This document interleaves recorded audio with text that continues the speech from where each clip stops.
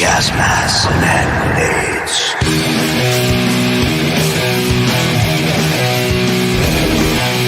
Gas masks and grenades.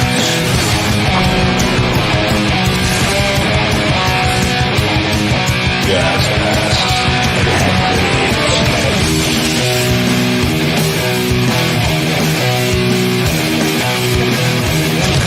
grenades. Gas masks and hand grenades.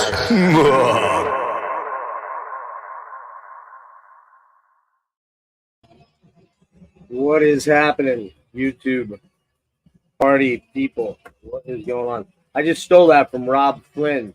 I'll probably get sued. What's going on, everybody? Had to set things back a half an hour. I had some stuff I was trying to wrap up and search out all the goodies that I was going to show tonight. So, back for another collector Scum. I stole that from Marty Worm. No ifs, ands, or buts. Stole it from him. I asked him for permission. He said to go ahead and use it. Collector Scum from the Sewer, update number 5. So, the last one that I did was quite the doozy. This is not going to be in the league of that one. I do have a lot of stuff to show, but it's not anywhere remotely. Hey, Tim, what's up? Not remotely on the same level as that last thing. So you're not going to be here for 2 hours tonight. That's a promise. Unless you ask me a bunch of questions or whatever. I do have some channel announcements I want to get to.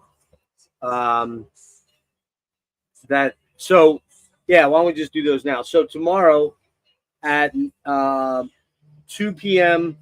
Eastern time, if you're over in, hey, wait, what's happening? But if you're over in the UK or Europe, it would be, well, depending on where you're at in Europe, but if you're in the UK, it will be at 7 o'clock p.m. I have Hamish Glencross from Godthram, also from My Dying Bride, and Valenfire and Solstice. He's coming on for a nice little chat. And then on Tuesday, things may have changed a little bit. I'm not, in fact, I need to check my email right now to see if that's them getting back to me right now. So Tuesday is supposed to be Stephen Wilson and Tim Boness of No Man. And Tim had a conflict that he just realized that he had. So he's either going to have to do this stream from a cafe or the K-Scope headquarters, which he's not too keen on. I don't know if you guys can hear that, man. I can't find the right balance of tunes here. By the way, if you do hear the music, this is what we're listening to right now. Sentence north from here. So if there may be a change, we may be jumping to Wednesday at 11 a.m. for Stephen Wilson and Tim Boness to talk about No Man and their solo activities right now. A lot going on there. I would imagine. I know Tim's pretty involved in some stuff, and Stephen's got upcoming, I believe, plans to tour the Harmony Codex. So we'll probably talk about that. But mainly we're going to talk about their new box set, which you're going to see tonight. And then you'll see when we do the interview. But anyway, so that one's kind of on hold. I'm not sure that that's happening at 11 a.m. Tuesday. If it doesn't happen at 11 a.m. Tuesday, it will happen on 11 a.m. on Wednesday, I believe. I'll probably put a short out about it. So we're close. We're almost there.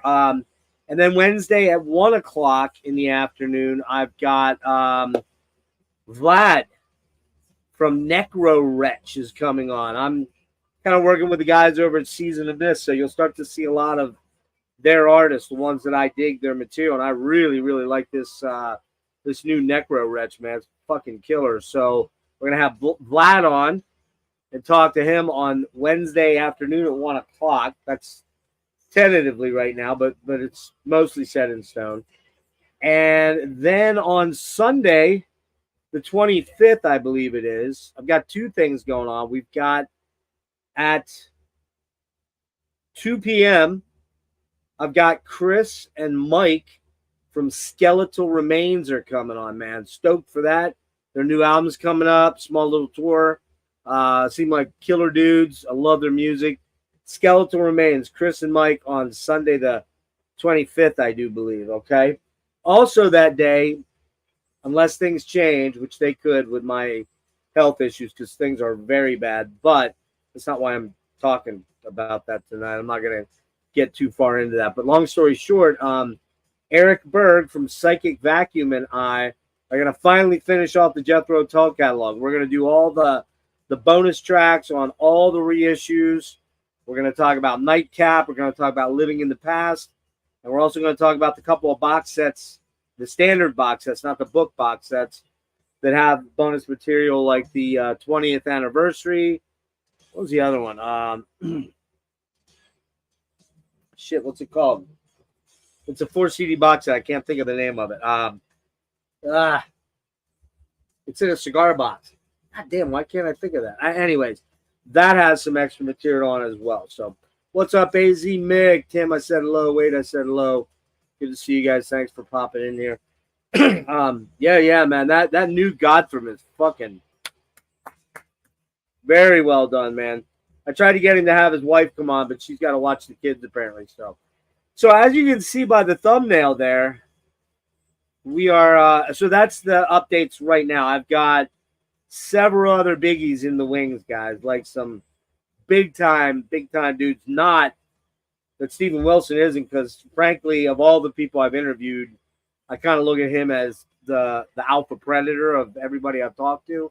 So that's really, really cool that he's doing it. We're not going to talk a lot about Porcupine Tree. I'm just going to tell you that right now, if we even mention it at all. It's really not relative to the topic of discussion, which is No Man, the box set, the history of the box set, the recordings behind the box set, and some of the bonus material that never had been released before. Sorry, I got washed my hair and it's all in my mouth. So yeah, that's the plan. Again, Hamish tomorrow, Steven and Tim on Tuesday or Wednesday morning, 11 a.m. And then in the afternoon on Wednesday, Vlad from Necro-Wretch. And then, where am I at? Sunday, Chris and Mike from Skeletal Remains. And there could be some surprises in there in the next few days, like big surprises. So stay tuned on that. Metal Island. I'll announce it now. Traditional Metal Island, the Desert Island series is back on March 10th. I think I've got the panel locked in now. I'm waiting on one person, but if they don't step up soon, I'm just going to move on. And that would be traditional top 10 favorite ride or die Desert Island classic traditional metal albums that you can't do without. So that is March the 10th. I'll have more info on that when we get a little bit closer to it. So, yeah, what else? There will be a Dream Theater deep dive between myself and my friend Dave. Still trying to schedule that. He's a busy guy.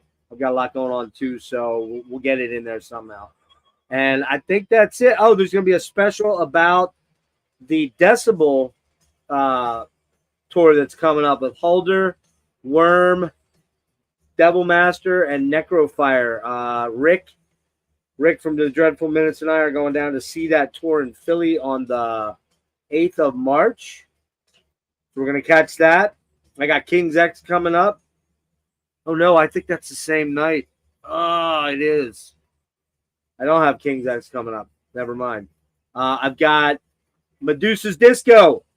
You know who Medusa's Disco are now. You should. If you don't, go watch the interview. They're playing Philadelphia, so I'm dragging Rick out to that. We're going to go catch that at some little corner bar somewhere. It should be fun. The second. So that's kind of where we're at right now, the state of the nation. I have a little bit to say at the very end of this, so let's get into the music. The first thing, and the only tape I have, is Whiskey and Rust, the limited edition. This is from John Halm and his solo project, and I believe this is the second part. He's finished and he's mixed and mastered the third part, and that's coming up in, I believe, April. I might be wrong on that. John's going to come back on. We're going to talk about that. And I'm hoping, I think there's good plans that John and a guy I just recently interviewed for a lengthy period of time, like very recently, are going to come back and do a collab with me on maybe Kate Bush, maybe Talk, maybe Tangerine Dream. We don't know yet. We're working on that. So here's the little box, gold cassette in there, and those guys just played San Francisco last night, and I heard that was heard it was a pretty good show. So it comes wrapped in this twine, which I took off because it's just easier to not have that on there. But the aesthetic is cool. You get a railroad spike. Actually, I don't. That's not a railroad spike. Railroad spike would be huge. Probably for what's that called? Barn siding. Those are the nails. The cut knife. I think they call these cut nails. And then you get the disc. I'm sorry, not the disc. The cassette tape. Yeah, right. The disc.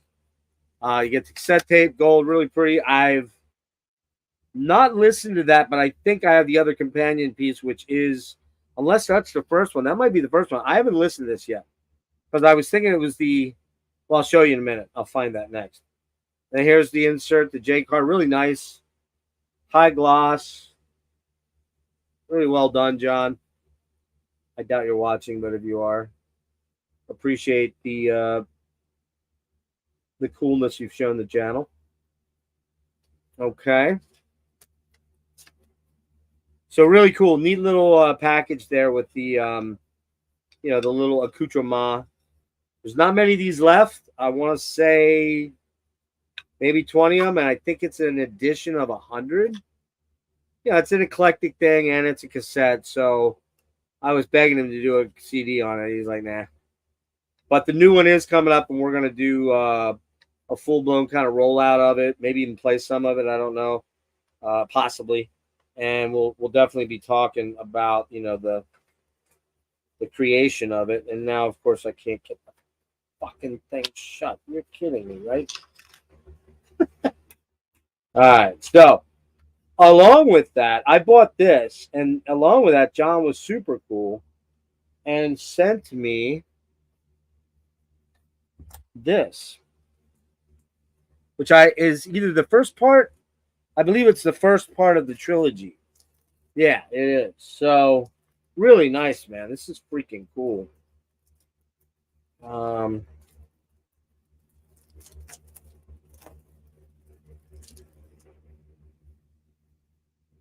Nice embossed. I don't know how. I'm probably not holding it right. Wait, yeah, that's it.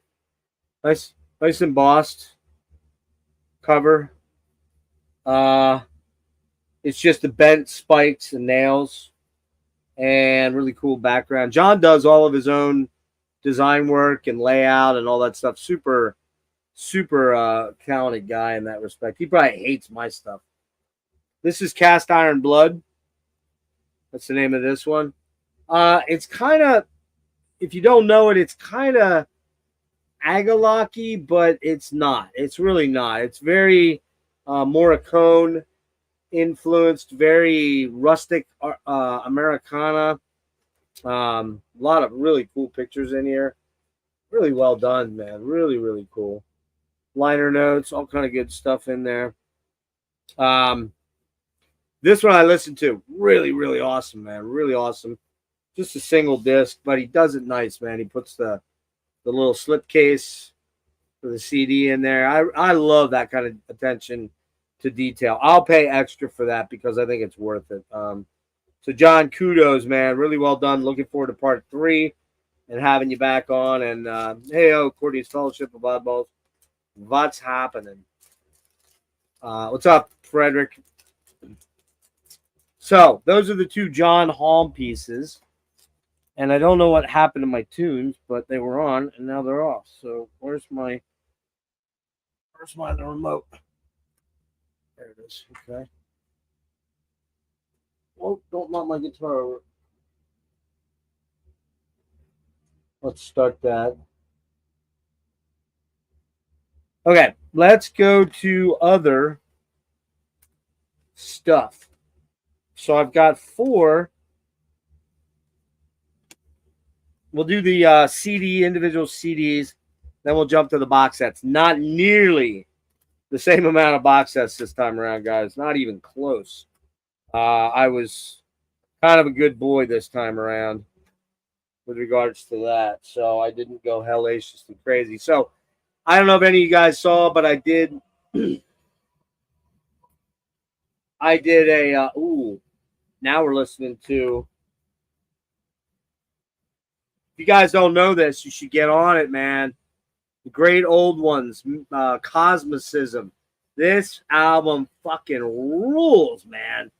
Oh, it's so good. Blackened, deathy, Blue House Nordy, but not as weird. A little more approachable. Killer vocals. A lot of great black metal, but well done. Not fucking toilet black metal, which you guys know I'm just not a fan of. The great old ones, Cosmicism. It's either that one or this one, which I always get them mixed up. This one's called EOD, which is I can't read it. Fuck. Oh, you're kidding, really? A Tale of Dark Legacy, EOD. A Tale of Dark Legacy. These guys rule, guys, man. This is some of the best French deathy, blackened black metal you're ever going to hear, man. It's so good. Killer guitar tones, killer vocals, lots of melody, but, you know, it's dissection-y at times, but it's got that French weirdness to it, and it's got some atmosphere. I'd say maybe a close pointer would be Sulfur Aeon, kind of, but just a little more black versus death. And we're going to be talking about Sulfur Aeon in a minute, too. All right, so that's what we're listening to. You probably can't hear it. So a couple of weeks back, I had Johnny Mac from Rock and Metal Plus on. He's a regular on the Desert Island stuff and some of the UK bands that we do. And we've been talking for a long time about doing the remainder of the Marillion catalog, because I did the Fish albums back almost 2 years, probably 2 years ago, with Lee from Heavy Art Talk, or Lee G, which, man, do I have some news about that. Someone remind me at the end not to forget about the shirt, please, okay? Because I got some wicked fucking stuff to talk about with that. Anyway, so Johnny and I were talking about Marillion, and we wanted to do the Steve Hogarth catalog, which is much bigger than the Fish catalog. The Fish catalog was only 4 albums, some live stuff, and I think 2 or 3 EPs. The Hogarth stuff far outreaches the Fish stuff. Not all of it's good, but I hadn't listened to a lot of it in years, and going back to it was awesome, because I really fell in love with a couple of these albums that I either didn't know about or that I thought were shitty and were better. Maybe in my old age, I don't know. You know how it is, man. Sometimes you revisit something you thought you hated, and you're like, oh, this ain't so bad now. So with age comes wisdom, unless you're Frederick, and Frederick only thinks thrash is good. So, all right, so we did the Marillion catalog, and there were a couple of the later albums I was missing, mainly because I just didn't really like them when I first heard them, where I thought, I've heard this all before, I don't really need it. But in doing the review and the homework for that particular assignment, sorry, I gotta check to see if Steve's getting back to me. I found that the Marillion stuff that I thought sucked wasn't as bad. Now, one of these does suck, and I'll say it right outright. It's terrible. But there's 2 or 3 of them here that are pretty good. So I got all but the final 2 albums. I still need Fear, which is Fuck Everyone and Run. And I still need, I think it's An Hour After Midnight or something like that. That's the most recent one that came out in 2021 or 22. So I'm just waiting to find those at a good price, because the Fear one's kind of pricey that I've found, and the other one I can get anytime. So what I ended up picking up was Somewhere Else. I think this was 2007. Not a good album. I got it for $5. That was probably $3 too much. But I wanted to have it for the collection, but this is probably going to be a dust magnet right here. Not a good album, just saying. Let's see.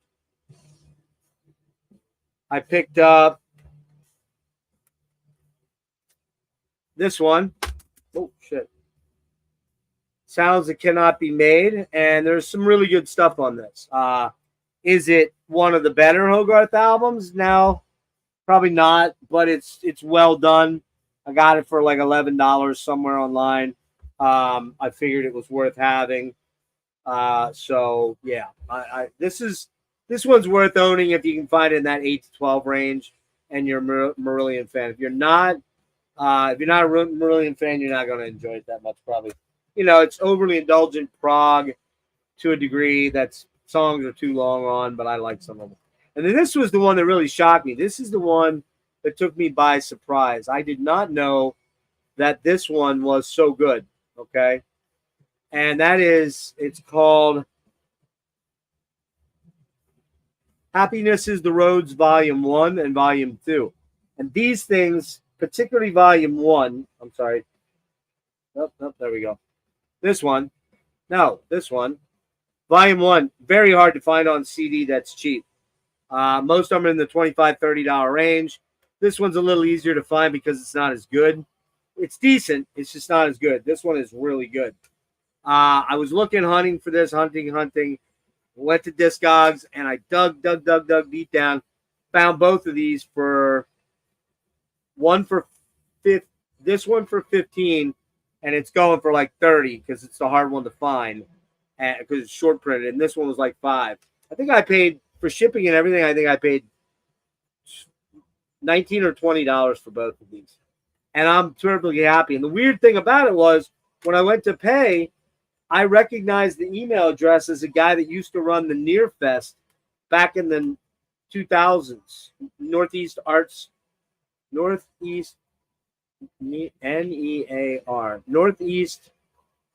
Rock Festival in Bethlehem, which I've been to a couple times. And in fact, it was the second time I saw Porcupine Tree. They headlined it in 2001. So, but anyways, Marillion. So I picked up 4 Marillion CDs. Very happy with that. This might be a repeat. I apologize if it is, but I couldn't find whether I showed these. Been a huge. I have all this stuff on CDR buried somewhere, and I remember listening to it many years ago. But Marty always talks about this band, Matt from the Dark Path, who I think is back. I'm not sure if he's back or not, but he did a video recently. Who else talked about this? Oh, Eric, I think, from Eric Bauer. A couple different people that I know have talked about this band a lot. And I finally was like, man, I gotta recheck them out again because I know I had all the CDRs. Somebody made them, and I at the time I just wasn't into it. But this has become one of my favorite bands, and that is Fields of Nephilim. This is Morning Sun, the last album they did in, I want to say 05, 06. Masterpiece, fucking amazing. And then this was the album he did in between when they were fighting over the name and the band. He split and the band split up. He did this thing called the Nephilim, and the album's called Zune. It's kind of, to me, it's very Rammstein-y with Metallica type guitars on it, crunchy, super riffy, Ministry-like,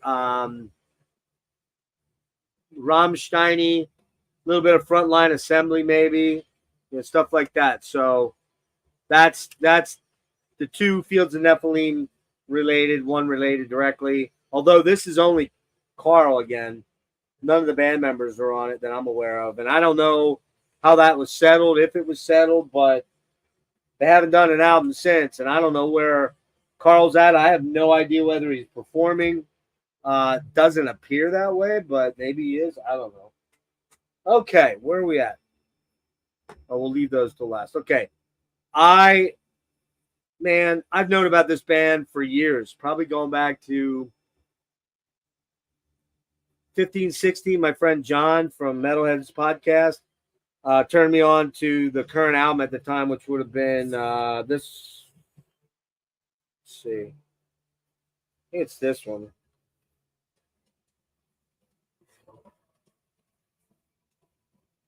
Yeah, I don't remember. I think it could be this one. It might have been. All right, so what I'm talking about is Sulfur Aeon. So I unfortunately the only thing they had in vinyl was one I'm going to show you a little bit later was Scythe, and I grabbed that right away. But I want all the other ones, but they need to be reissued. They're crazy priced, and I'm not going to pay that much money. So this one is. I'm sorry, I don't know them off the top of my head.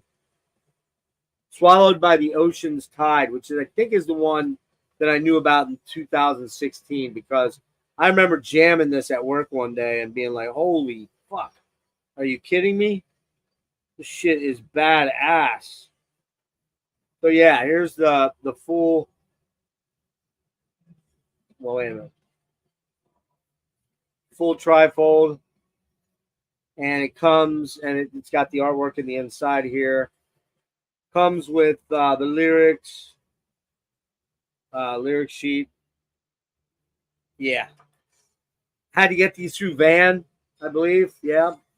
And what's weird about this is I ordered these two, an album, a poster, a long sleeve shirt.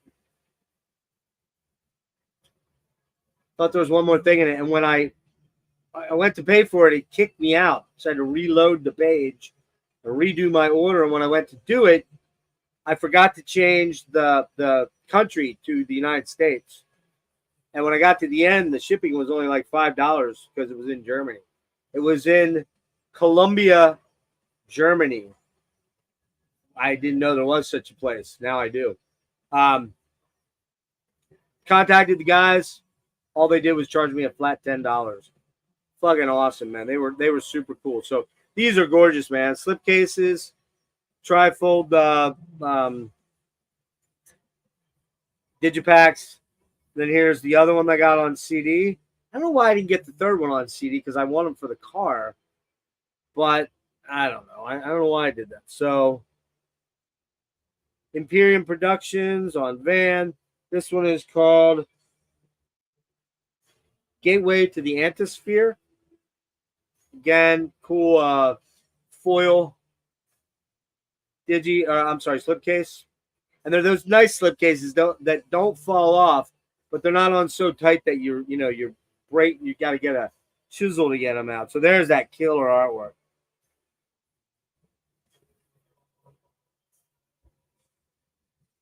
Actually, the one that I know that I started listening to of these guys is actually the one they did not have.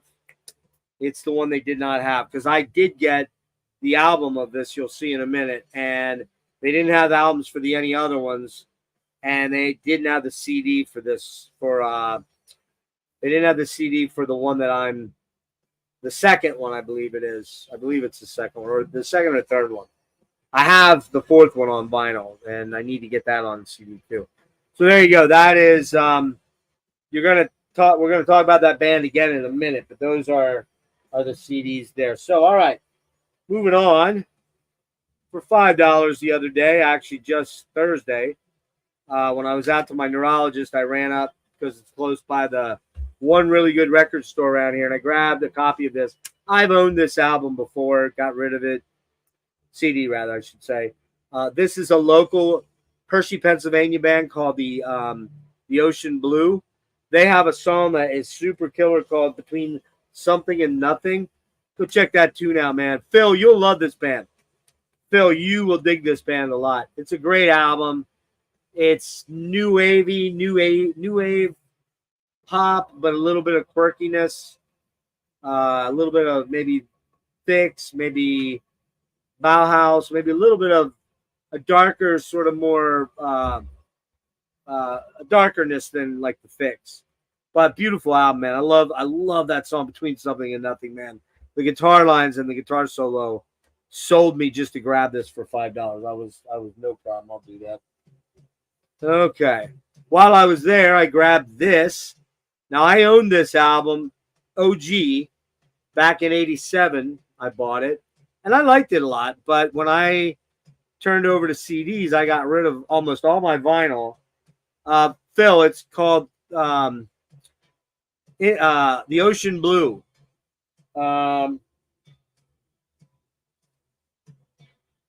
think it's just self-titled, The Ocean Blue. Yeah, Ocean Blue. I mean, this is 1989. Look at those dudes. Very new agey, new wavy. They played all around here, man. I saw them live. They're really, really great band. Even thought about asking, reaching out to Dave to see if he'd want to come on, the singer and guitar player. Anyway, back to this. So, we know Marty loves this band, and we know Alan loves this band. I am not a huge Halloween fan. I'm not a huge power metal fan. I just am not a big power metal dude. So, it is what it is. However, this is one I remember liking, and I think I had Keepers too, as well. And I remember thinking, I'm walking around just looking to spend some more money, and I saw this for $11, and I'm like, you know what? It's kind of time I own this thing now. It's really stupid. It's stupid I don't own this. And I gotta say, it's a killer album. It's got the bonus tracks on it, which is great. Victim of Fate, the single thing, Starlight, which is really great. A Little Time, which I love that song. That's great, great, great song. And Halloween, the shorter version. The longer version is the better version, of course. Yeah, great album, Marty. You're not all wrong. Just most of the time, that's all. Just kidding. Just kidding, people. Easy, it's a joke, okay? I will never own all of Halloween's catalog. I can assure you of that. It just won't happen. But if I see them used somewhere and I check in with Marty and Alan and they're like, yeah, that's a good one, like, they're going to say all of them are good, except for maybe Chameleon or whatever, Pink Bubbles or whatever it's called. But I know that the first 3 or 4 are kind of their canon, and I know the last one was pretty good. So maybe I'll grab a couple here and there. But I definitely will not be a completist on this band. But this one, absolutely killer. Speaking of killer, Crypt Sermon out of Philadelphia, man. Man, I like this band. And weirdly, I didn't own either of the albums, but I knew about them for a long time. And man, dude, this album just smokes. Byzantium, oh, that song is so fucking good, man. Heavy Riders. This band is absolutely killer. Now, they're out of, I can't find the second one anywhere. Dark Descent's out of it. Haven't found on any distros, so if anybody knows where I can find it for, reasonable, I'm not paying more than $10, $12, $14. Well, even 14 is probably enough. But I did get a shirt from these guys that I got to wash. I love this band, and I definitely want the second one. I forget the name of it. You guys are going to know. I can't remember off the top of my head. Been on a Tribulation kick. I may have shown this. This is kind of their gothy album. I love Tribulation, man. This band is so fucking cool, man. Love this band. This is The Children of the Night. This is kind of their goth one. I love the artwork for it. It's just trippy and weird. And this album cooks. I have yet to find. I need the second album. If anybody runs across that, can't remember the name of it. The Death something other. What's it called? Let me see if I can find it here.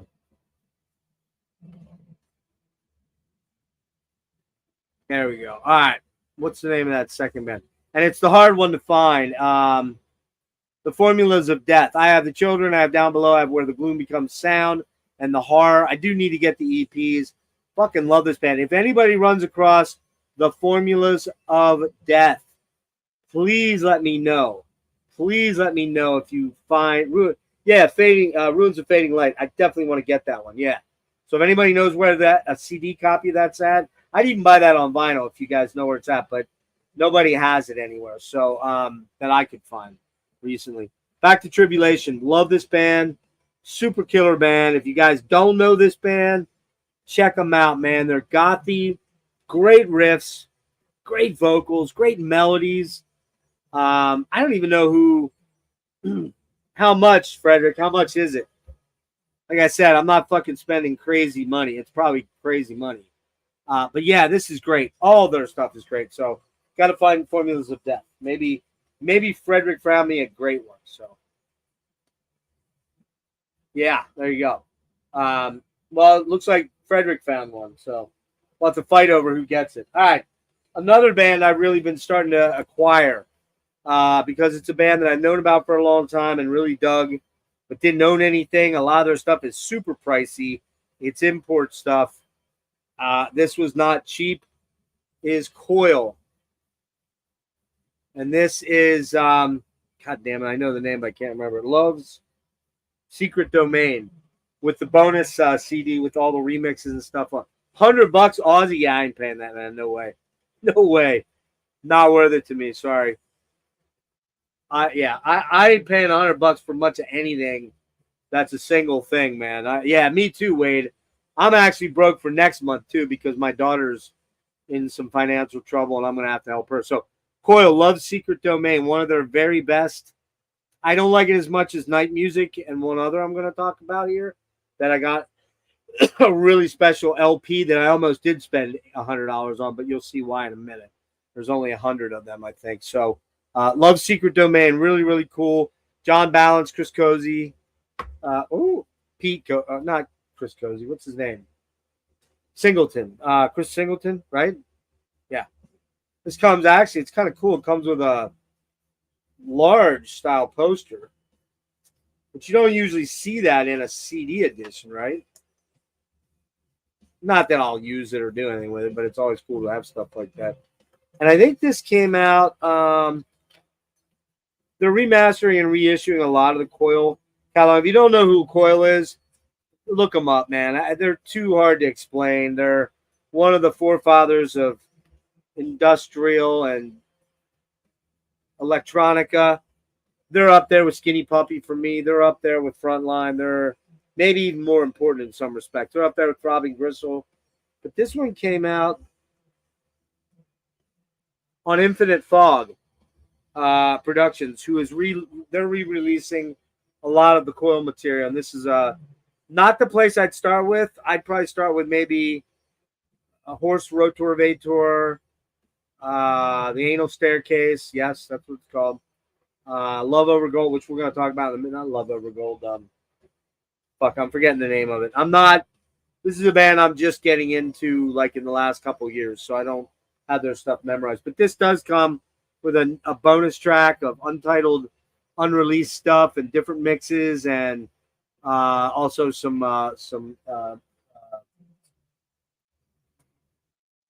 remixes. So here's another one I had years and years ago. Got rid of. Don't know why. Is it a great album? Probably not. Is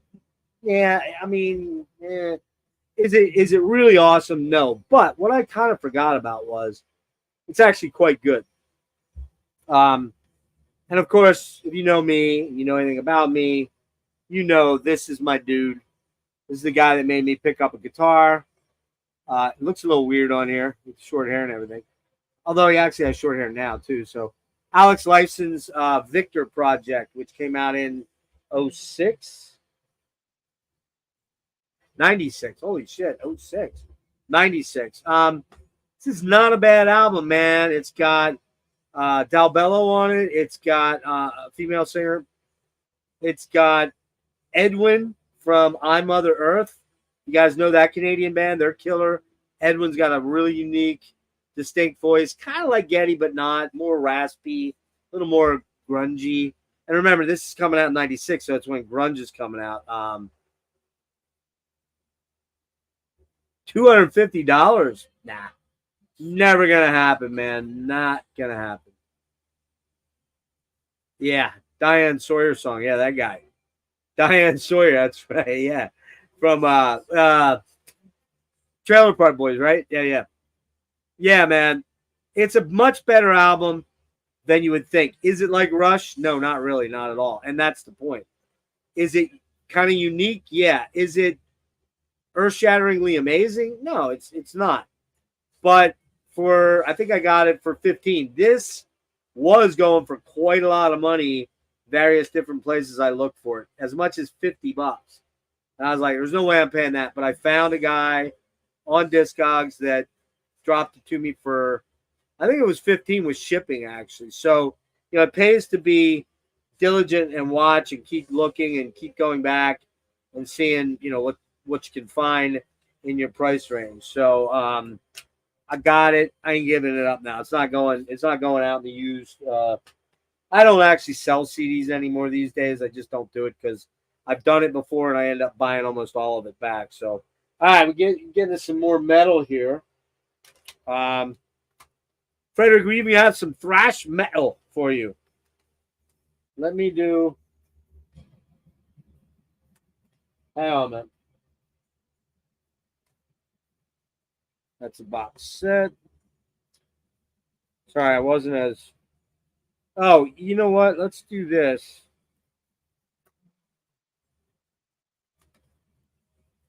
Hang on. Yeah, we'll get to those in a minute here.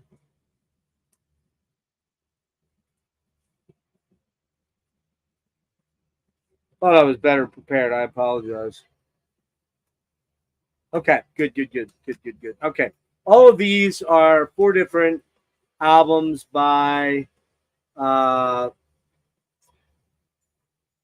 William Basinski. If you know me, you know I've talked about this before. I thought we were going to do an interview. He kind of ghosted me lately, so hopefully I can get him reel him back in. This is the guy behind the Disintegration Loops. He's a looping found sound ambient artist, and I really was like, man, I went to see him back in December, finally, first time. Loved it, loved the show. I've had the box set, the super rare, ultra rare box set of well, it's not as rare as the album. The albums are really rare. The box set of the Disintegration Loops. I think they made like 1,300 copies, so that's not ultra rare, but I mean, you can't find it for cheap now. And I bought some albums 2 months ago, some double LPs. I bought Lamentations and Melancholia, and I was like, I couldn't find these on vinyl. They're $7 a piece. They're basically little slipcases. What's really cool about this one, though, is that, and I've had back and forth with William, by the way, like I said, to try to set up an interview. But they came in a package with a letter from William Basinski, signed by William.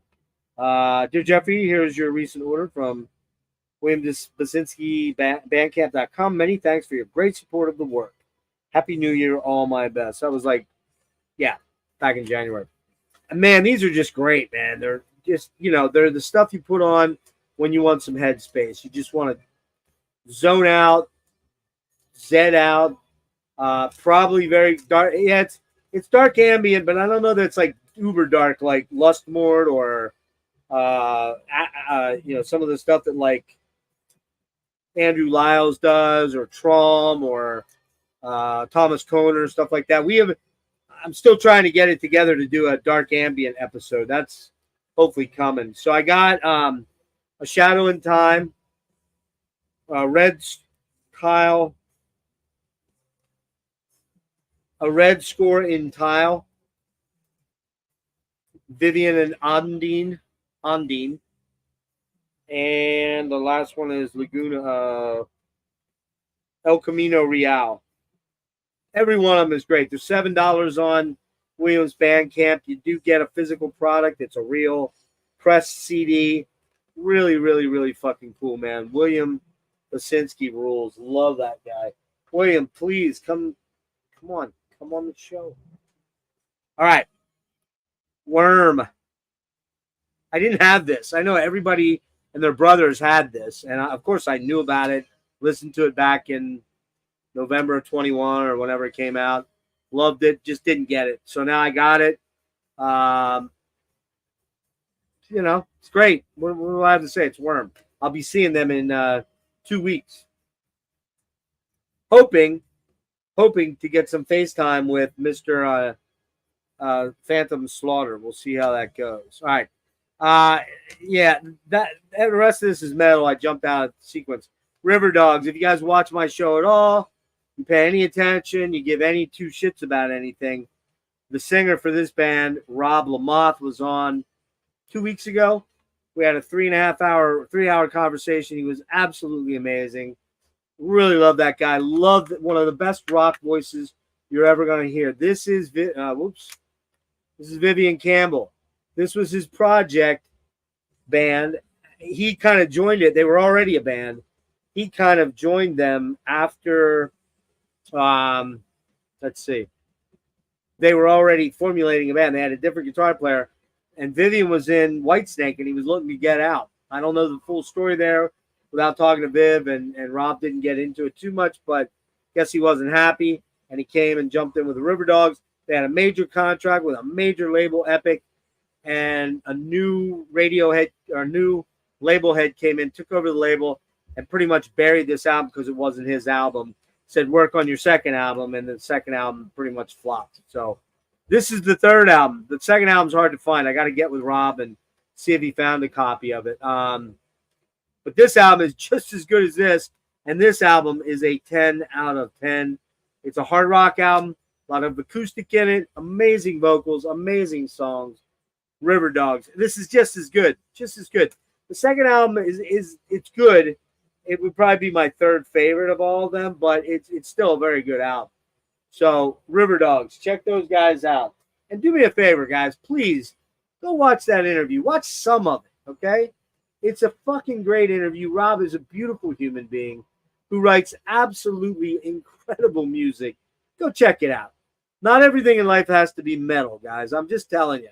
I'm a metal dude that's older than everybody in this chat, most likely. Maybe except for Tim. I know Tim's my age. And, you know, I fucking will die on a hill of metal. And I'll be buried with a lot of metal CDs probably and albums. But there's more things to life than fucking metal 24/7. I'm sorry. There just is.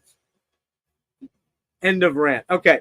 So if you were watching recently, I just had Ben Jackson from Crimson Glory on, the new rejuvenated, reformed Crimson Glory. It's only three of the original guys. It's Ben on guitar, Jeff Lord on bass, Dana Burnell on drums. They have a new singer, Will. I forget his last name. Hey, what's up, Rick? Travis Will. Travis Will is the singer for the new Crimson Glory. They have two songs. They have one song on YouTube. Go check it out. Triskaideka, I think it is. Really good song. Is it Transcendence? No, but nothing's Transcendence, okay? Especially this album. This is the fourth album after John Drenning, the main songwriter of the band at the time, kind of asked Ben and Dana to leave. And he got, who did he get in? He got Ravi somebody to play drums, and Midnight sang vocals on that. And they went to a 4-piece for Strange and Beautiful, I believe it is. And that album's rough, man. It's half good and half. This is more metal. Much more metal. A lot more metal. And I like the cover. It's cool. Pretty cool. Crimson Glory Astronomica. They tried to do it with Midnight. He just was not well enough to do it. Had too many addiction issues, drinking issues. And he didn't pull through, as many of you know, if you know that story. So God damn it. Fucker. So yeah, the band now, it's interesting because they have Ben on the album here. They have Wade Black,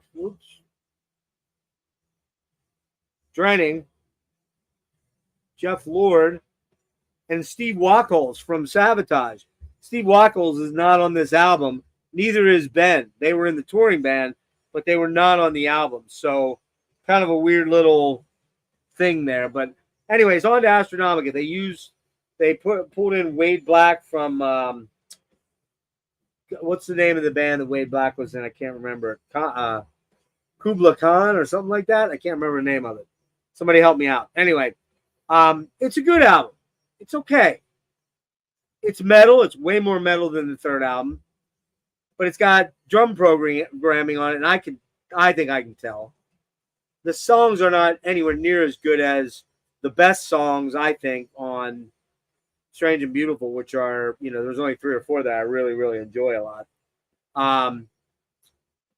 And Wade Black, man, really good voice, but dude, this guy just screams and screams and screams and screams and screams, screams and screams and screams. And I don't know, man. I mean, I'm glad I have it because now I have them all, but not the best album. I don't know, man. I'm not sure I like it as much as Strange and Beautiful, and I don't like that album very much. So again, nothing touches the first 2 Crimson Glories, and hardly anything touches Transcendence. That's a top 5, top 3 album for me. Period. End of story. So there you go. Astronomica. All right. This just in. Oh, no. I'm sorry. Wrong thing. I grabbed the wrong one. This is the band that Ben Jackson was in after he got kind of booted out or left Crimson Glory. It's called Parish. The album is called Envision. Man, is this a banger. What a great fucking album. Now, is it as good as Transcendence? Again, no. There's very little. You're right. I do have 15 top 5 albums. You're right. This is fucking awesome. It's a little more radio friendly, ever so slightly, a little less proggy, but it's fucking killer. The riffs are great. The songs are great. The singer sounds a little bit like Ray Gillan from Badlands. His high-pitched stuff is awesome. His singing voice is awesome. This is the rare copy. I had to fork out some bucks for this thing. So it's got, there's Dana on the end. Although he's not even on the album very much. There's Ben. I don't know the rest of these guys' names. The singers, off the top of my head. Killer fucking album. Not cheap. I paid about $45 for this because it has the CD. It's super rare. There's only, I think there's only 100 of these pressed on 20th Century Music and Vanity Music. And it's limited. Came out of Vegas. And on the back of it, it's got demos, and then it also has a DVD of a performance somewhere in live from the Town Lounge Club, Bradenton, Florida, April 15th, 1992. Then it's got Rockstar, Dangerous Love, Crybaby, Cold Day in Hell, Envision, Nowhere to Run, Down and Dirty, Confession, Forever, Sexy Little Thing, Rachel's Eyes, unreleased tracks. Now you might say, oh, it says Sexy Little Thing. It's going to be one of those hair metal things. It's not. It's not. It's more power metal-y with a little bit of prog in it and traditional. It's more traditional metal. It's, man, fucking killer band. Cannot recommend this highly enough. Parish Envision. All right. By the way, I keep messing with my hair. It's because it's very hot in my room and I have a fan blowing on me. I need it hot to sleep because of my dysautonomia and my illness getting worse. And when I'm upright and doing stuff, I get really warm. So I have to have a fan on me, so it's blowing my hair. I should have put my hair back. All right, this one. The last of the Hooded Menaces that I needed. And Devin can attest to this one, man. It is a mega banger, man. Holy shit. This guy, Lassie, man. Lassie, whatever his name is. Fuck, he writes killer riffs. Oh my God, the dude writes just insane, unending killer riffs. Great insert. I love the artwork, man. The artwork on this is killer. Lyrics. Lacepico, I think it is, or something like that. And I believe they're back to a three-person band now. I don't know. And here's another thing. I'm going to rant for a second, man. When you get these cases and all the fucking teeth are broken out, is there anything more goddamn annoying than that? Other than maybe buying one with a slipcase and you have to fight to get it out of the slipcase and you end up damaging it? Not this one, but man, I opened it up from Amazon, of course. I opened it up. No teeth in the fucker. So this thing's just slopping around in there. But anyway, great. Where'd it go? Ha. I don't know where the hell the slipcover went. Anyway, oh, there it is. Great slipcover, high gloss, kick-ass artwork. Love that artwork, man. It's so cool. I don't know who the guy is that did it. Anybody know? Rick, you usually know that shit. Who did that cover? Very cool. Very, very cool. All right. 18 of you guys. Thank you for joining, man. Appreciate it. We're about 2/3 of the way there. Got a few more CDs, then a couple box sets, then some vinyl. So, all right. This one, Devin, if you're out there, this is Devin's doing right here. Lunar Chamber. I think this is one of his favorites, if not his favorite of last year. Absolutely crazy, good, technical, progressive, blackened death. Maybe a little bit of blackened, mostly death, but really technical and very melodic, man. I can't wait till these guys do a full album, man. Artwork's really killer. I think they're out of Atlanta on 20 Bucks Spin, of course, who does all kinds of great shit. Lunar Chamber, badass. I need to get a few more spins in to fully appreciate it, but totally digging it. All right. Here we go. 3 more CDs and 3 box sets and then vinyl. I didn't open this yet, and you're going to see a vinyl copy of it. This is the new Jim Matheos and Ray Alder project called North Sea Echoes. Really good, terrible things. I heard the leadoff track. Open Book, I think it's called. Man, this is mellow. Very, very mellow compared to Fates. Very, very mellow compared to Arch Matheos. It's super mellow. Ray's voice sounds amazing. Going to take a little bit of time to acclimate to it, but I think it's going to be a grower, not a shower right now. North Sea Echoes, Jim Matheos, Ray Alder. I've listened to the vinyl, which you're going to see in a minute, one time. Need more spins with it, but these two guys are 2 of my favorite. Jim Matheos right up there with Alex Lifeson and, you know, some of my favorite riff writers. Yeah, it's progressive, but it's not like progressive metal. It's not metal. Not metal at all. It's progressive. I'd call it almost like Radiohead-ish, kind of almost. But it's got Ray's special voice on it. Ray's voice is getting better as he gets away from the screams and just does incredible. Ray's voice is just amazing, man. I love John Arch, but I'll be honest with you. I mean, while Awaken the Guardian is one of my top 5 albums ever, and it is right there with Transcendence and Hemispheres, and I'd have to think of Dirt and a few others. Opeth's probably Blackwater Park and a few others still life. I love Ray Alder's voice. I think it's an amazing voice. His range, he doesn't have to go high anymore, man. Like you said, Wade, his mid-range is smoky, it's textural, it's emotive, it's beautiful. Love Ray. I'm trying to get Ray to come on the show so we can talk about this, but do I highly recommend this? I don't know it well enough. I've only listened to it once now.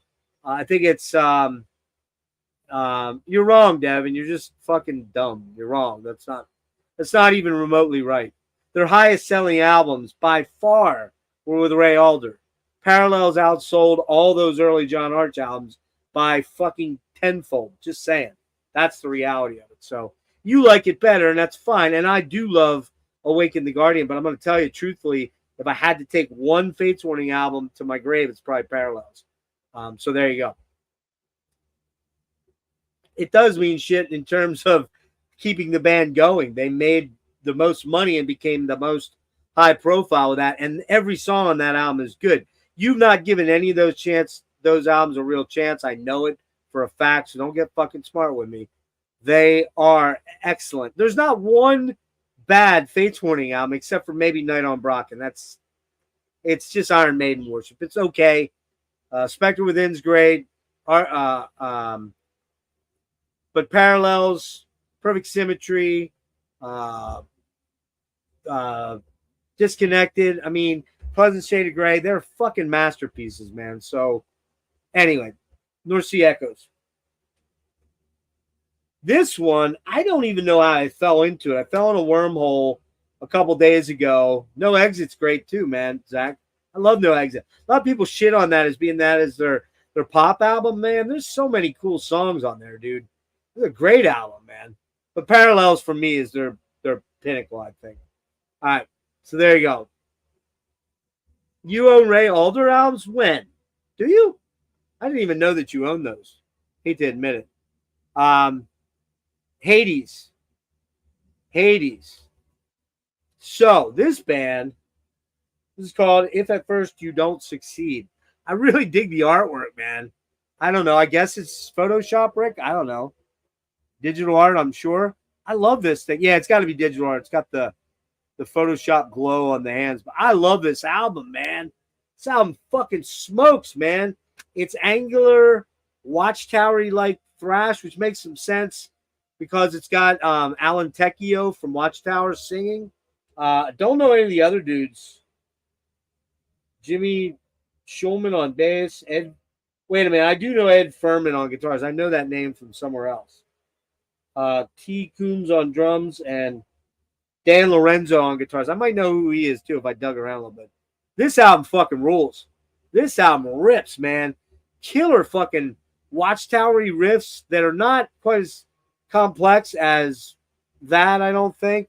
You know, man, just killer. And this is the bonus one with the bonus disc on the back, which has live rough mixes, unreleased tracks, non-album track. Wait, what's that say?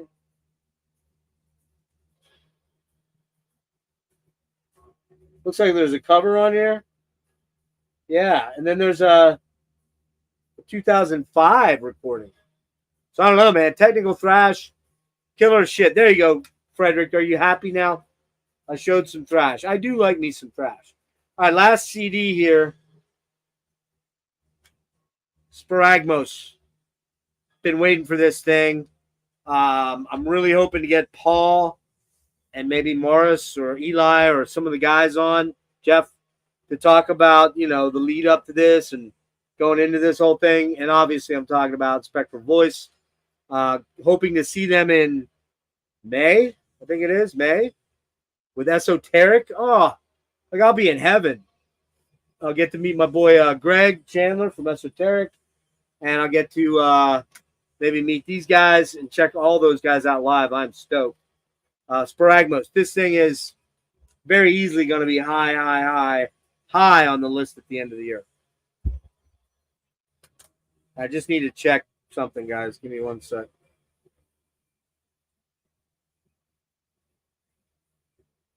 Nope. Okay. Okay, box sets. I like these little Beggar's Banquet. That's all the CDs. I like these Beggar's Banquet CD box sets. I grabbed the Fields of Nephilim. I grabbed the Sisters of Mercy. I had to have Bauhaus. This has in the flat field, which I actually have the super much rarer Beggar's Banquet expanded box set from like early 2000s. That one's not easy to find now. That's like a 4-disc set of just In the Flat Field. This has In the Flat Field, Mask, The Sky's Gone Out, Burning from the Inside, and all the singles. And of course, like all of these, they put a lot of extra tracks on. Just a clamshell, nothing super fancy. But each one of the CDs then, has their own artwork, their own box set. I don't need special stuff for these. I can't remember why I bought that In the Flat Field. I think I ran across it at Vinyl Altar, Rick, by the way, way back. And I was like, I'm going to grab this. It was like $22. Now I think they're going for like 120, 130. So Bauhaus. If you don't know Bauhaus, I don't know what to tell you. I don't know what to tell you. Yes, Phil, 4-disc. I'll show it some other time. All right. Another box set. Galactic Cowboys. You guys saw I had Monty Colvin on back in May of 23, the bass player and main songwriter. Great dude. I had to do this. I had to grab this. I don't know. It's that. Who is that? Brutal Planet? Is that who it is? Yeah, Brutal Planet Records. they did this box set. It's 5 CDs. It's Machine Fish, Feel the Rage EP, The Horse That Bud Bought, At the End of the Day, and Let It Go, and all come in mini art sleeves. I like these. Rick, you probably hate this kind of artwork. I don't know. I kind of like it. I think it looks pretty cool. Hey Tyler. Hey Brian. Hey Rick. Oh, I did say hi, Rick. Sorry. SpaghettiOs album. Great follow up. Yeah.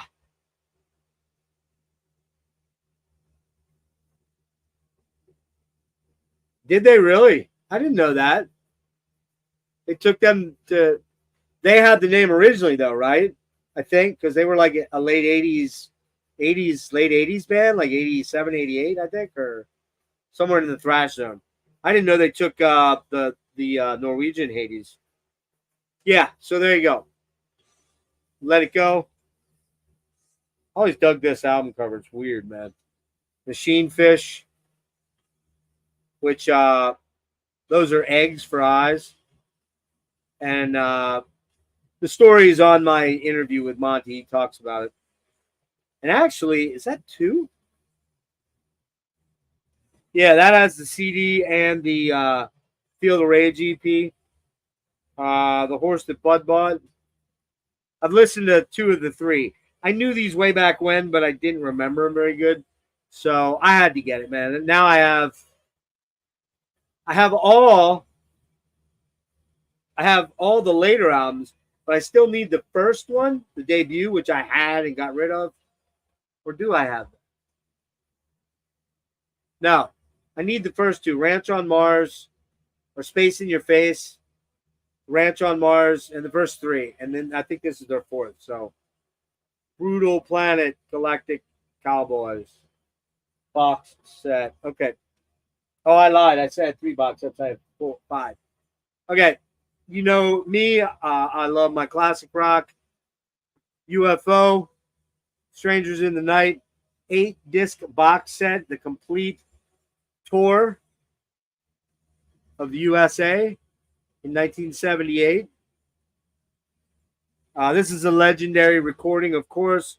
One of the best live albums ever. Comes in a slide-in clamshell or whatever you call those. And then each one has their... Got a nice booklet in it. Oh, I'm sorry. Wait. No, what's that? Wait, what is that? Oh. Live at the Agora. Wait, what? Was that missing? Oh. I see what's wrong. Here we go. What's kind of neat about these, to be honest with you, is each one of these shows has one of these, which shows the set list. And then it's a slipcase. And then in the slipcase goes the CD with another slipcase. So kind of nice. And there's 8 discs in this set. And you might be thinking, man, it's a lot of redundancy. And you wouldn't be wrong. There's a lot of redundancy. But each night, Schenker goes off, plays different stuff, which is killer. Trying to find the... Yeah, they are numbered on the side. So, yeah. And then there's a reissued, remastered double CD of the original album. So there's that. And then what else? We got a bunch of these that fell out. Sorry. Yeah, what's going on here? There we go. Is this, what number is this? Number 3? Sorry, I hate when shit's all fucked up. That's number 8. What? All right, I got to go through these and figure out which one belongs with which. I must have dropped these, or I don't know why. But anyway, they're cool, man. They have the slip disc and then the slipcase inside of that as well. So you got 8 live shows plus the remastered reissue of the actual album that came out, and 10 CDs. I paid $45 for it. It's a no-brainer, man. It's a no-brainer. Yes, complete shows, Wade. Complete shows. Complete shows. Yes. Okay. I didn't show this one last time because I forgot about it. Forgot about these two.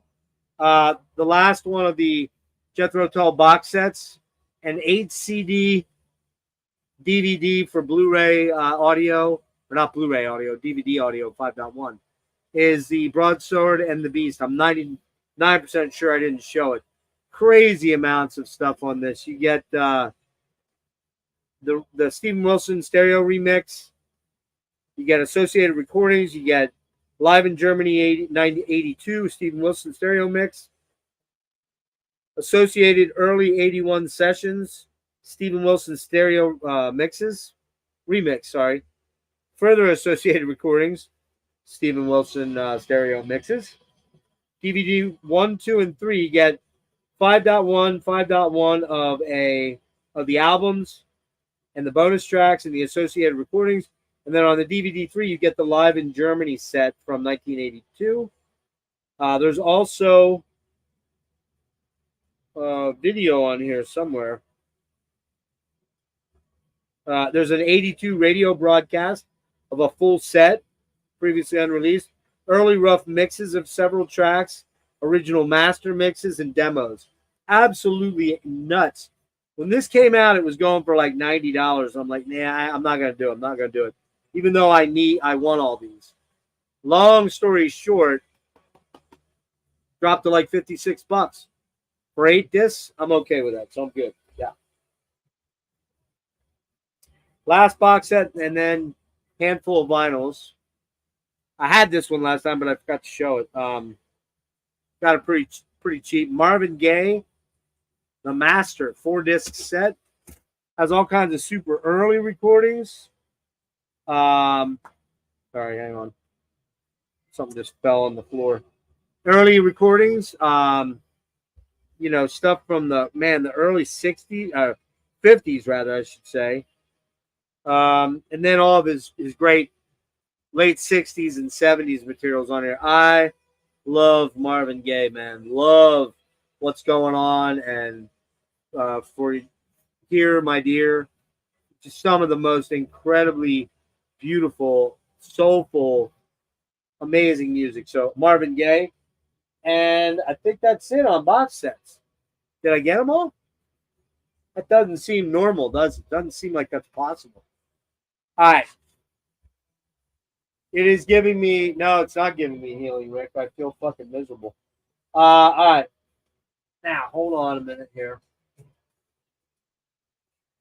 I do have one more box set, but it's kind of a unique one. So I guess we'll do these 3 right off the bat. Just pull up.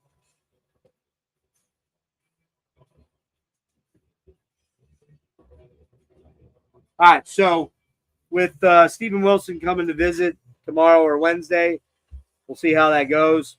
We're going to be talking about almost exclusively about this.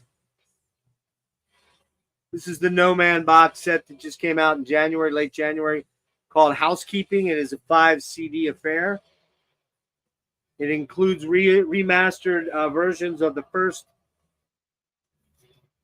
Well, technically it's 2 albums and an EP, but the first album is kind of an album, to be honest with you. What shirts? Shirts? Oh, dude, I'm not doing shirts tonight. I got 9 million. Oh, talk about the shirts. Oh, yeah. Thank you. Yeah. Thank you. My shirt, yeah. No Man Housekeeping. This is called the OLI years, the One Little Indian years. This is when they were first signed as a duo and then added Ben Coleman as the third member. But it's always been Steve and Tim. Beautiful book. Lots of really nice thick cardstock. Lots of historical information. A lot of cool advertisement stuff, or not advertisement, promo stuff. Yeah, very, very cool. There's actually that's Steven Wilson right there in the striped shirt, guys. White and red stripe. That is Steven Wilson. And then you got next to him Richard Barbieri with lots of hair. Next to him Mick Karn. who's no longer with us. Next to him, Ben Coleman. Next to him, on the end here, Steve Jansen of Japan. Three-fifths of Japan. So, and what you have on here is the EP, which it really is an EP, called Love, Size, and Entertainment. That's CD1, and then the additional tracks that were associated with it. You've got Love Blows and Love Cries, A Confession.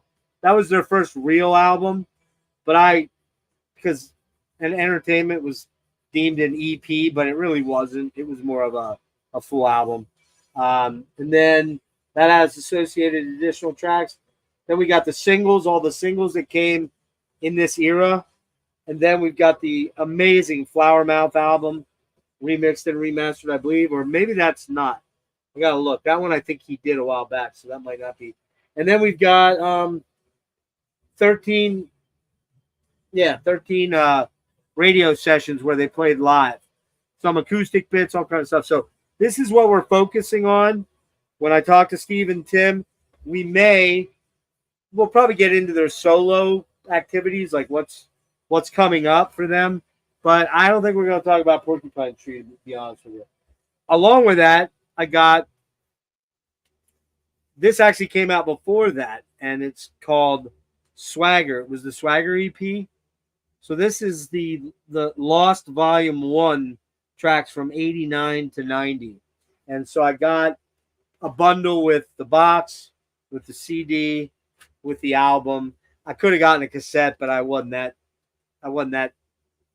jonesing for it. This is beautiful. Nice, real thick protectant sleeve there. This album is beautiful, man. It is really sexy. Crazy turquoise blue. Really beautiful variant there. And a nice heavy cardstock sleeve, or not sleeve, outer sleeve. And you got the inner page.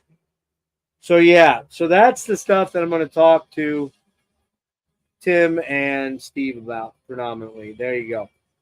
Again, if you were late appearing, Alex, if you're tuning into that, one little thing to note, it may be happening Wednesday now.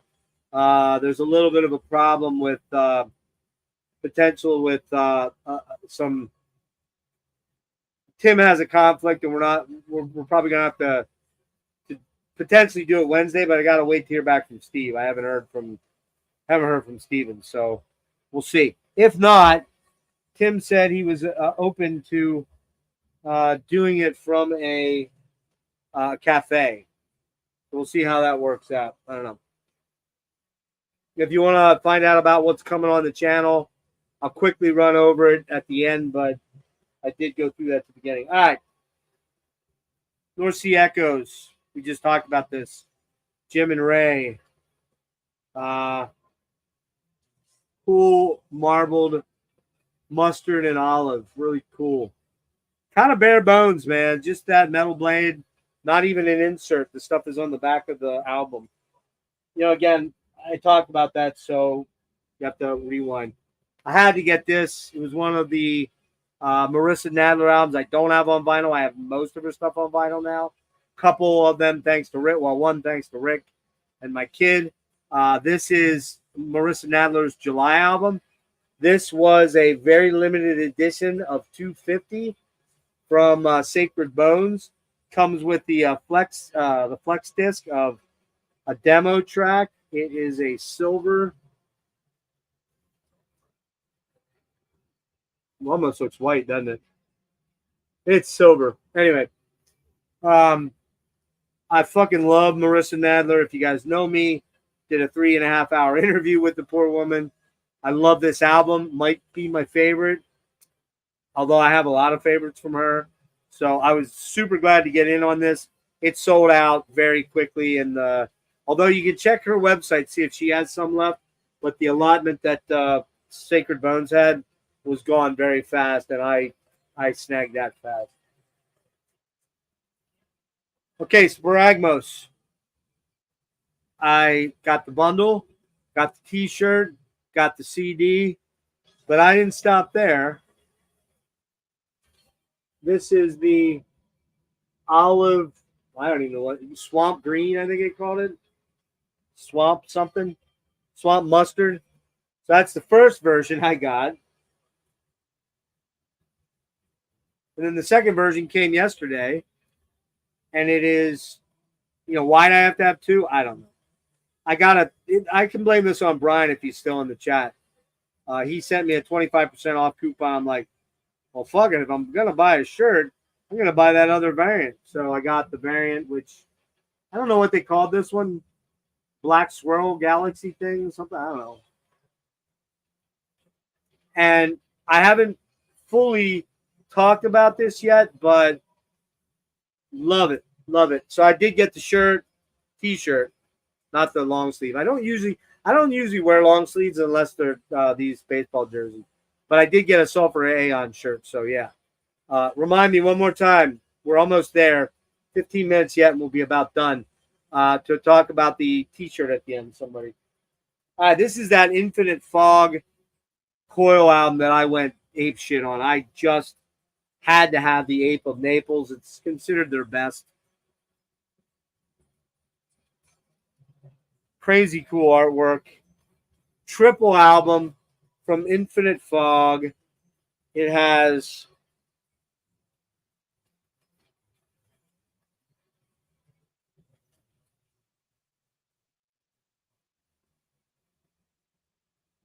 I think Infinite Fog's out of Portland, I believe.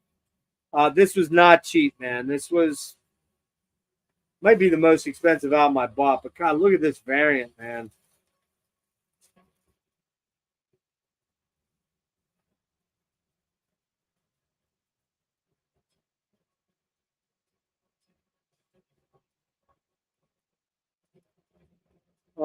Lime emerald green, not lime green, emerald green with clear.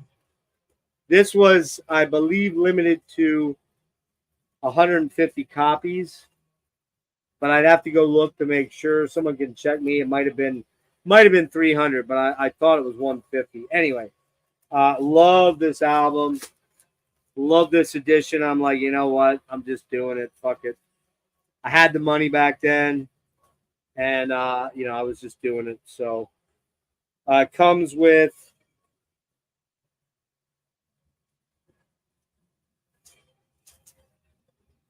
another one. Comes with a book, I believe, or is it a poster? Hang on.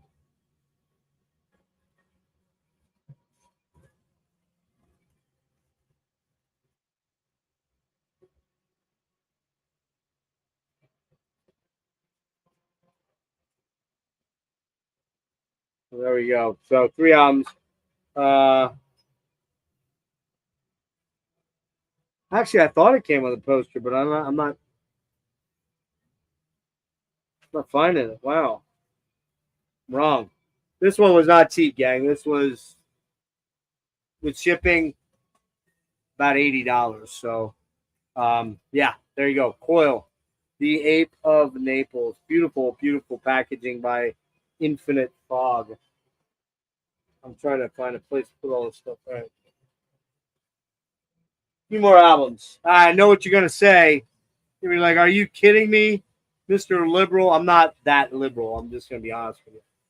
I'm liberal socially, but not fiscally. But anyway, I was at the record store on Thursday. I saw this for $8. I'm like, man, that brought back some real memories of my 13, 14, 15-year-oldness. Like right around, I'd have been 14. I love this album. Still some of the most savage guitar playing of that era. Ted's a dick. Ted, if you're watching this, of course you are, aren't you? You probably got nothing better to do. Ted, if you're watching this, you're a fucking Nazi. But I love this album. And it's a great album. You're a good guitar player. Not as good as Frank Marino. He kicked your ass, but in Detroit. But this is a great album. Fantastic album. All right. A lot of these are just used oldies now that I grabbed on Thursday. I did not own this album on CD or anything. It's one of the few Scorpions of the old era. And when I talk about the Scorpions, I'm talking about everything prior to Savage Amusement. Everything after Savage Amusement, even the new one, not interested. Scorpions, Black Out. Love this album, man. Stem to stern, it might be their best album. I don't know. Okay. This is another nostalgic one. My mom had this album. It's got a little notch in it here. Got it for $3. It is Seals and Croft. Diamond Girl. Diamond Girl. Bow, bow. You sure do shine. Bow, bow. I love this, man. Fucking love this album. Great songs on here like We May Never Pass This Way Again. How about Ruby Lee and Billy Lee? I think that's on here. Ruby Jean and Billy Lee. Intone My Servant. That's a great fucking tune.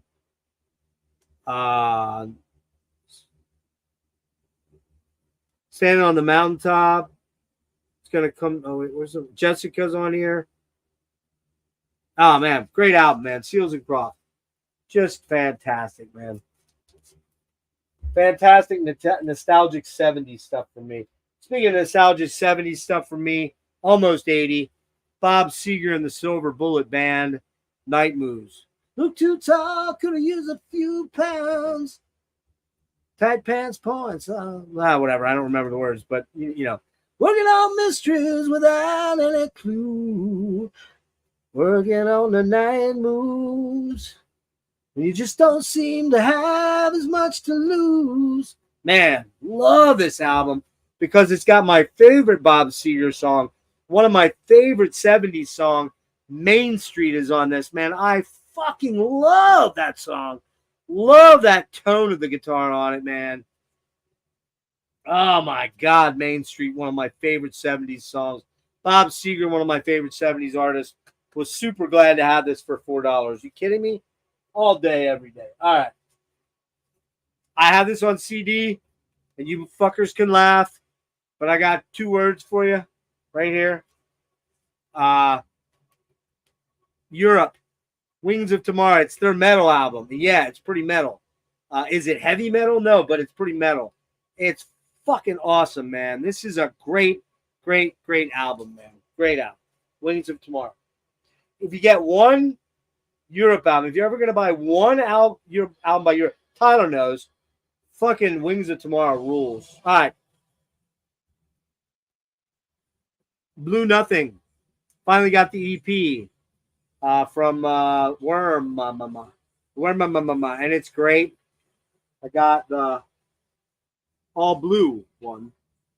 It was the only one left. So there you go. Worm. So now I have all the Worm, I believe, except maybe the very first one. Isn't there one called something Black March or something like Black Marsh? I don't own that. I don't own that one.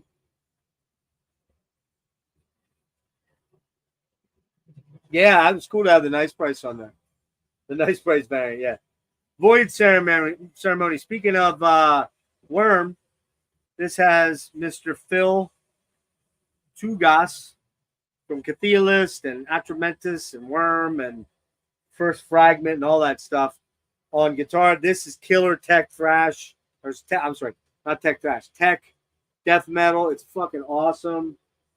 Purple and black. Splatter. Killer album. Really, really good. Need to spend a little more time with that one. All right, guys. We're down to the last 3. No, we're down to the last 2. Wow. All right. A lot of you probably had this, but I got it kind of late to show it. It is The Rhyme of Memory from Panopticon. It is Austin. We all know Austin Lund. Beautiful artwork by his wife and he. I don't know what variant this is. I think it might be clear. Oh, it's clear. No, it's white smoke. That's beautiful, actually. White marble smoke. Yeah, gorgeous packaging. Austin goes crazy. I have to be honest with you. I got to spend a little more time with this. I haven't focused on it because I hadn't been in a black metal mood until recently. So this is probably going to get played the next day or so. And then the last one, I alluded to it, talked about it. It is Sulfur Aeon and the side of, fuck me, Cosmic Chaos. This thing, I'm going to show you a little bit. This thing's amazing. Van, I don't know, I think Debit Morty does amazing shit. Van and Debit Morty are like the two best labels to me. Infinite Fog's pretty close. And then you get, Bind Rune and all the other, some of the other ones. The Bind Rune does a step above too. But what's the one? $20 spin. Yeah, man, just amazing stuff. And so this is a kind of a smoke variant. But what's cool about this particular one, can't tell which side it's on. I think it's right there. This is etched on side D. It's only a 3-side LP. You can see all the etching, kind of, sort of.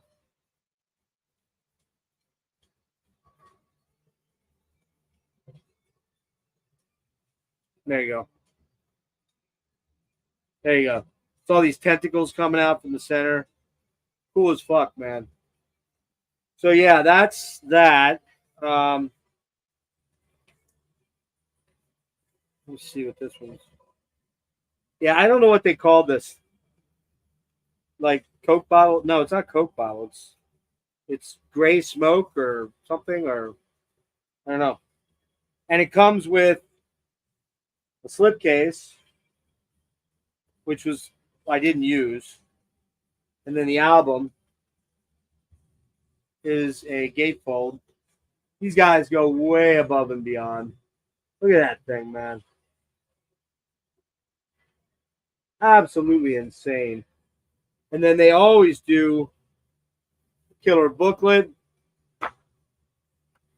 and a poster. Well, it's not a poster, it's a insert. Yeah, I don't wait, no, this does have a poster, but shit, what did I do with it? There it is. Let's say I thought it had a poster.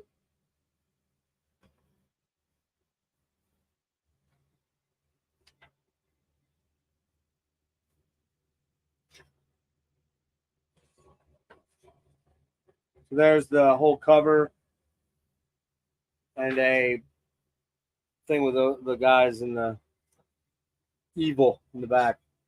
So I am going to try to accumulate the other 2 albums. I hope I can. They're not cheap. I'm hoping there's represses. I'm not sure why there hasn't been. You'd think this is one, particularly with the new album coming out, you would have wanted to kind of get a high profile amount of stuff out there on, but it didn't happen. So that I'm aware of. Maybe they have plans for it, but I'm sure it's coming. But man, this album, wow. So fucking good, man. So good. All right. Updates on the channel. Anybody got any questions of those? Anybody got any questions about any of the stuff I just showed? We've got 20 people tonight. That's very cool. Thank you for everyone for joining me. Sorry, I'm eating my hair. You also may notice I'm messing with my mouth a lot. That's part of my disease now, taking over with I'm starting to drool a little bit because of the muscles in my face are dying. The muscle control is sort of wasting away, like a lot of other stuff that you can't see. So yeah, not good, man. A lot of it's a holiday weekend? Tomorrow's a holiday? Wait, what holiday is tomorrow? Is everybody off? See, I don't work anymore because of my disability, so I don't know. I don't really thought. What's tomorrow? Is that President's Day? Are you off tomorrow, Rick? I guess you're probably off then, aren't you, Rick? Oh, then we'll have to do a post hang if anybody wants to jump on. Anybody that's interested, let me know. I'll do a post hang. So, anywho, Yeah, I didn't realize that. Yeah. Oh well. Just shows you how much I'm not in the loop of things anymore. Real quick show update. So tomorrow at 11, tomorrow at 2 p.m. Eastern, I've got Hamish Glencross from Godthromo. If you're over in the UK, it'd be 11 o'clock. On Tuesday, it's scheduled. We'll see if it happens. Stephen Wilson and also, yeah, what am I trying to say? Stephen Wilson and Tim Boness of No Man are supposed to come on at 11 a.m. Eastern. That'd be 4 o'clock overseas. No, I don't buy tapes, dude. I bought that one because it was John Holm, and I have a tape from Worm, but I don't. Yeah, I'm getting to that, Tim. Thank you. Yeah, I don't buy tapes. I have no interest in collecting or owning them, to be honest with you. Shit. Hold on. There's what I was looking for. Damn it. Okay. Sorry. Okay. Where were we? Oh, Wednesday. If we don't do Wilson on Wednesday or Tuesday, gonna hope that we can do it Wednesday, same time. If that doesn't happen, then we'll see where it figures out, where we figure it out, or how we figure them in. Yeah, nice, Wade. That's cool. 2 p.m. Eastern time. So probably like maybe, I don't know if you're in the Eastern or Central, but 2 or 3 or 2 or 1 your time. And then what else do we have? Oh, Necro Wretch. Vlad from Necro Wretch at 1 o'clock on Wednesday. Because I know the Stephen Wilson and Tim Boness thing is not going to be a 3-hour ordeal, guys. It's going to be an hour max. That's the reality, and that's how it's going to be. So, all right, Wade. So it's going to be 2 p.m. your time. What else? Sunday, the 25th. I've got Chris and Mike from Skeletal Remains.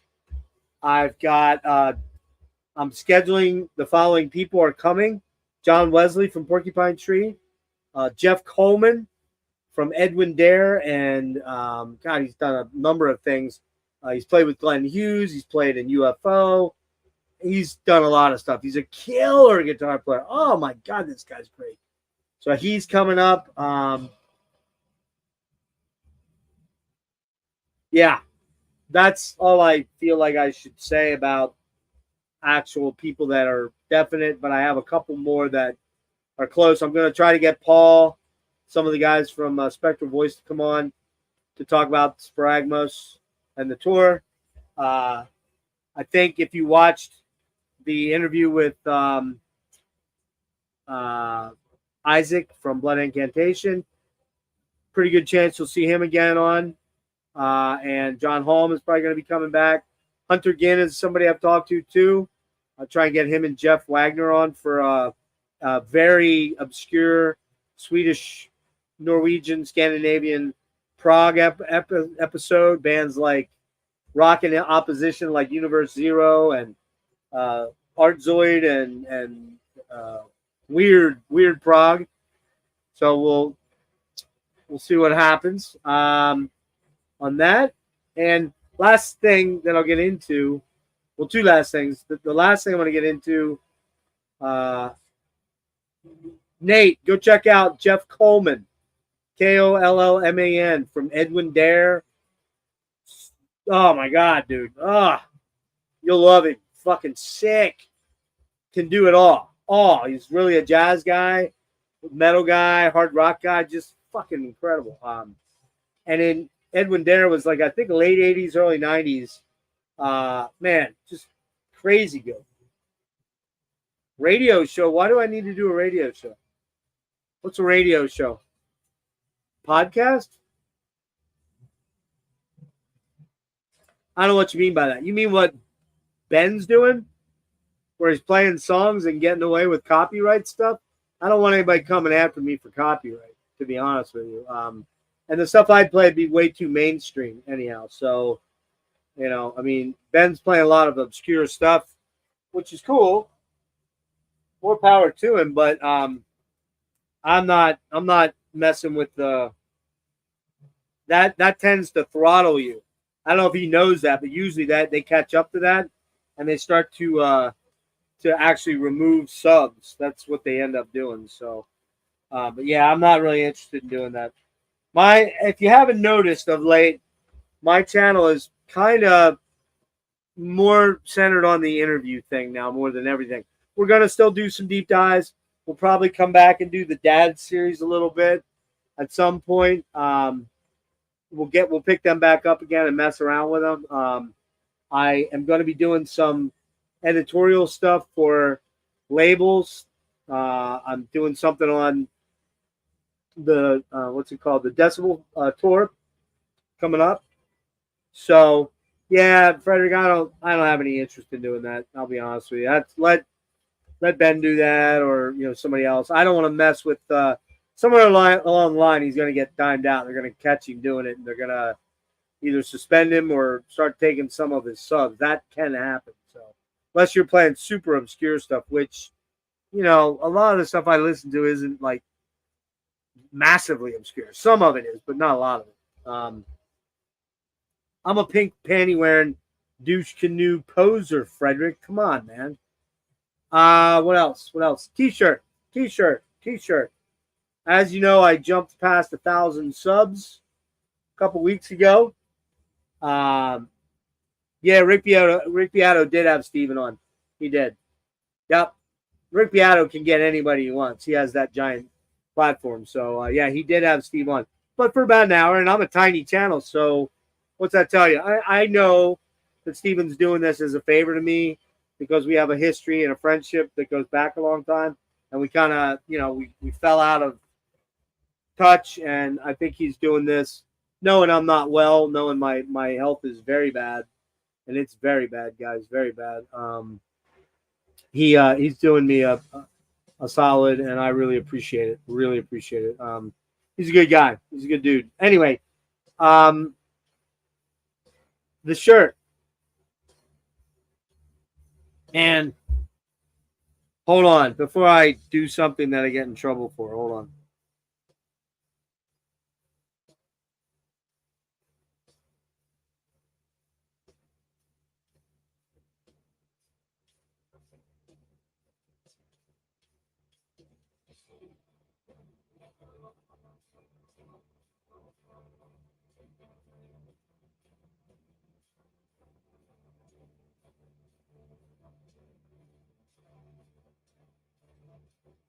Okay, we're working on choosing a final logo, and the logo may change a little bit as far as what you're going to be able to see.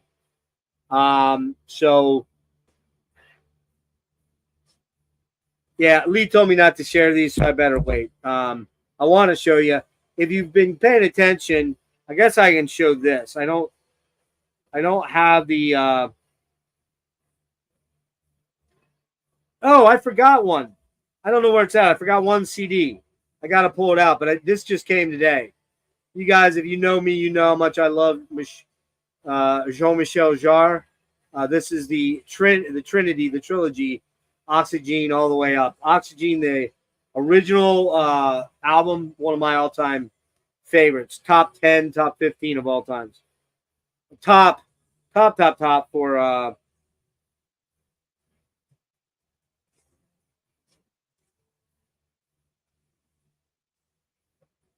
hang on. All right. So I can share that. That's the final image.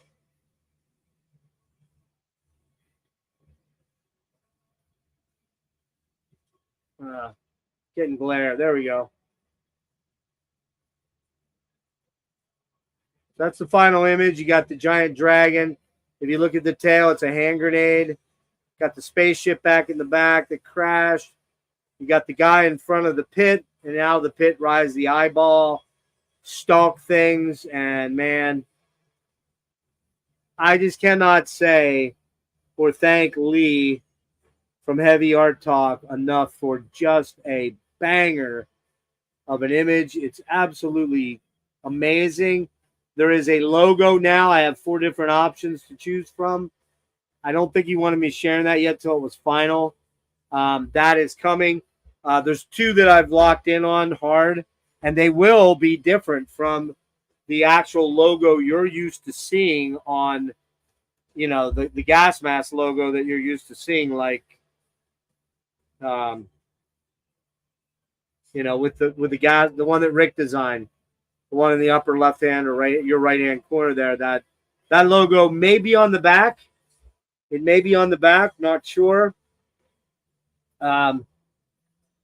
Frederick, do you have to take everything so fucking literally? There's no gas mask on it. This was Lee's concept. I let him do what he needed to do.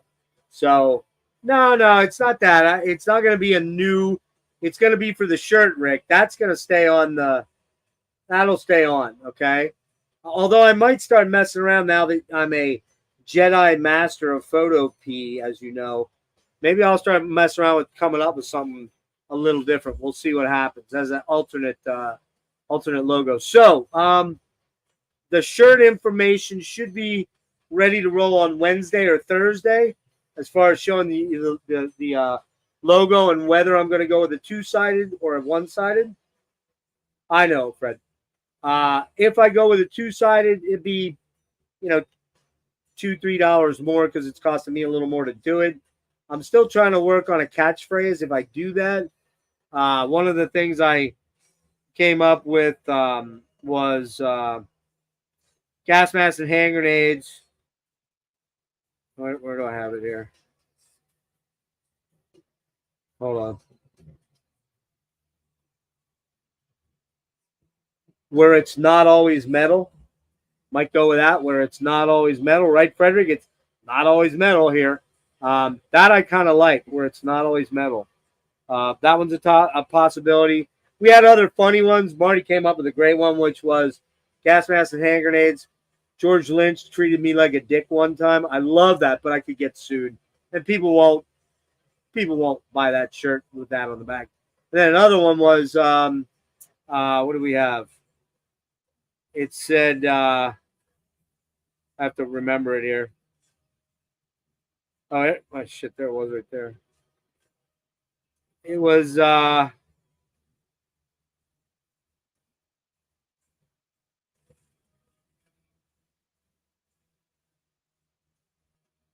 shit. Where's it at?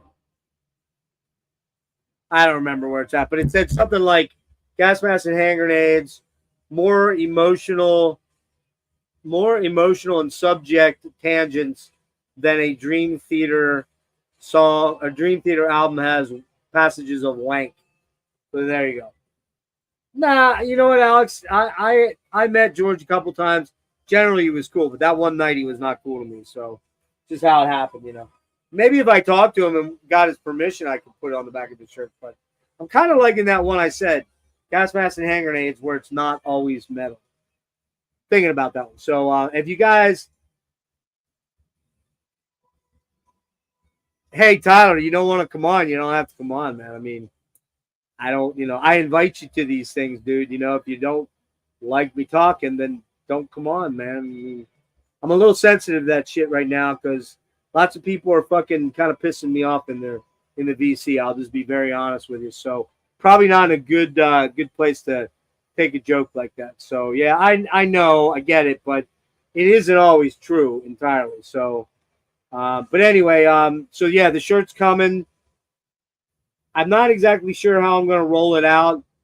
I don't have a website, so it's not like I can, it's not like I can. I don't know what I'll do there. I'm really not sure.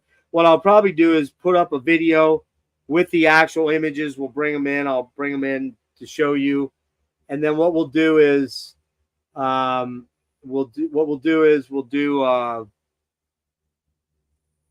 PayPal probably.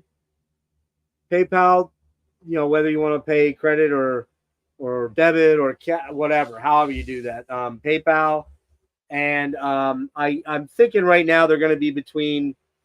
If I do a single side, they're probably going to be 16 to 17 because Lee wasn't cheap.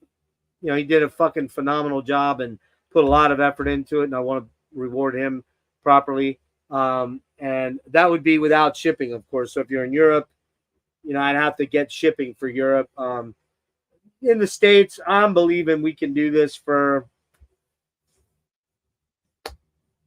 $21 to $24 tops, maybe a little less depending on shipping. Maybe $18 to $22. I don't know. So I just don't know yet until I get solid information from Marty. I know what the front costs. I think if I do the back, I got to get that together yet with Lee and maybe Rick too. I'm not sure about the logo. And I should be paying Rick, to be honest with you. And they're probably only going to go up to double X. And double X probably will be $2 more per shirt. Everything between medium and or small, and which nobody wears. Does anybody wear small in the world? Maybe kids, but if you want one for your kid. But so Marty Worm over at Heavy Metallurgy is going to do the screen printing. Probably looking at end of March, maybe, if I can get this sorted out. And I really hope that people support, because I don't ask for money. I don't say, hey, I'm doing a Patreon where you can pay me X dollars and I give you a couple extra pictures or a one-on-one chat some night or something like that. I'm not doing that. You get all this stuff from me and all the people that contribute to my channel, which are guys like Tyler and Frederick and Rick and Nate. Well, Nate, you haven't been on yet. I can't seem to get you on. All the dudes, all the guys, Brian and Kellen and blah, blah, blah. So those guys all contribute to help my channel grow and be better and be the best it can be. And so, I would love to pay those guys, but not like in, what I'd like to do is give them a free shirt maybe as payment. Not that they'll wear it or not wipe their ass with it or something like that. Like Devin, he would probably take a shit in it more than likely. And then send it to me again, probably. But yeah, I mean, it's thanks to all these people that help me out. I'm not looking to right now. If you guys are watching, t-shirts are creeping up to like $35. So $30 to $35. Most of the ones on like indie merch or the big distros, they're going for 30 now, 25 to 30, and that's without shipping, right? And then you got to buy 7 or 8 of them to get free shipping. So, I think if I can get this thing and keep it under 25, roughly around $25 for shipped, that's pretty good. That's a pretty good deal. There may be a one-off run. We may only do 50 or 45 or 50 or 60 of them, and then you got kind of a cool little memento of something a time that was happening, because that leads to my final thing. I have all these plans for the channel, but they could end like today, tonight, tomorrow. I am very sick. Just being upright this last hour and a half, 2 hours is just absolutely destroying me. I have to get horizontal here soon, because it looks like nobody's going to stream tonight because it's not really a real holiday, only for like government people. I'm on Monday. I went down for a third opinion from an ophthalmologist, and he was baffled by what the second guy said, which was, you have severe nervous system damage, you are damaged permanently, your eyes are damaged permanently, they're going to slowly go blind. This guy was like, I don't know if I see that. And nobody knows. Nobody knows their ass from a hole in the ground with doctors anymore. So that was that. I got to go tomorrow morning at 8 a.m. to see a neuro-ophthalmologist, where he's going to not dig around physically, but dig around in my eyeball and my optic nerve and my, all that shit like that. So that's going to be a deal. And then on Thursday, I went to my local neurologist, who doesn't think I'm as sick as I know I am. She just doesn't. And she's fucking wrong. And I hate to say it, but people are going to get sued out of this. Very, very soon, people are going to get sued. There is some just not cool shit happening. And I am really, really slipping badly, and I know that now I'm like, my birthday, my 58th birthday is March 31st. I am praying I make it to 58. That sounds crazy to you, and if I'm here past 58, you can come in and say, hey, look who's here. That's fine. But there are so many fucking horrible things happening systemically with me. It's just unbelievable. I'm breaking out in horrific rashes all over my body, like oozing, seeping rashes from neuropathy, peripheral neuropathy. I am having severe trouble breathing.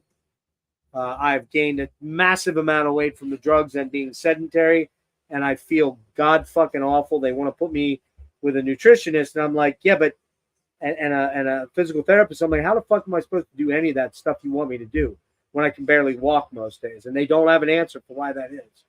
So these are the things that I'm facing that are happening at really rapid speed now.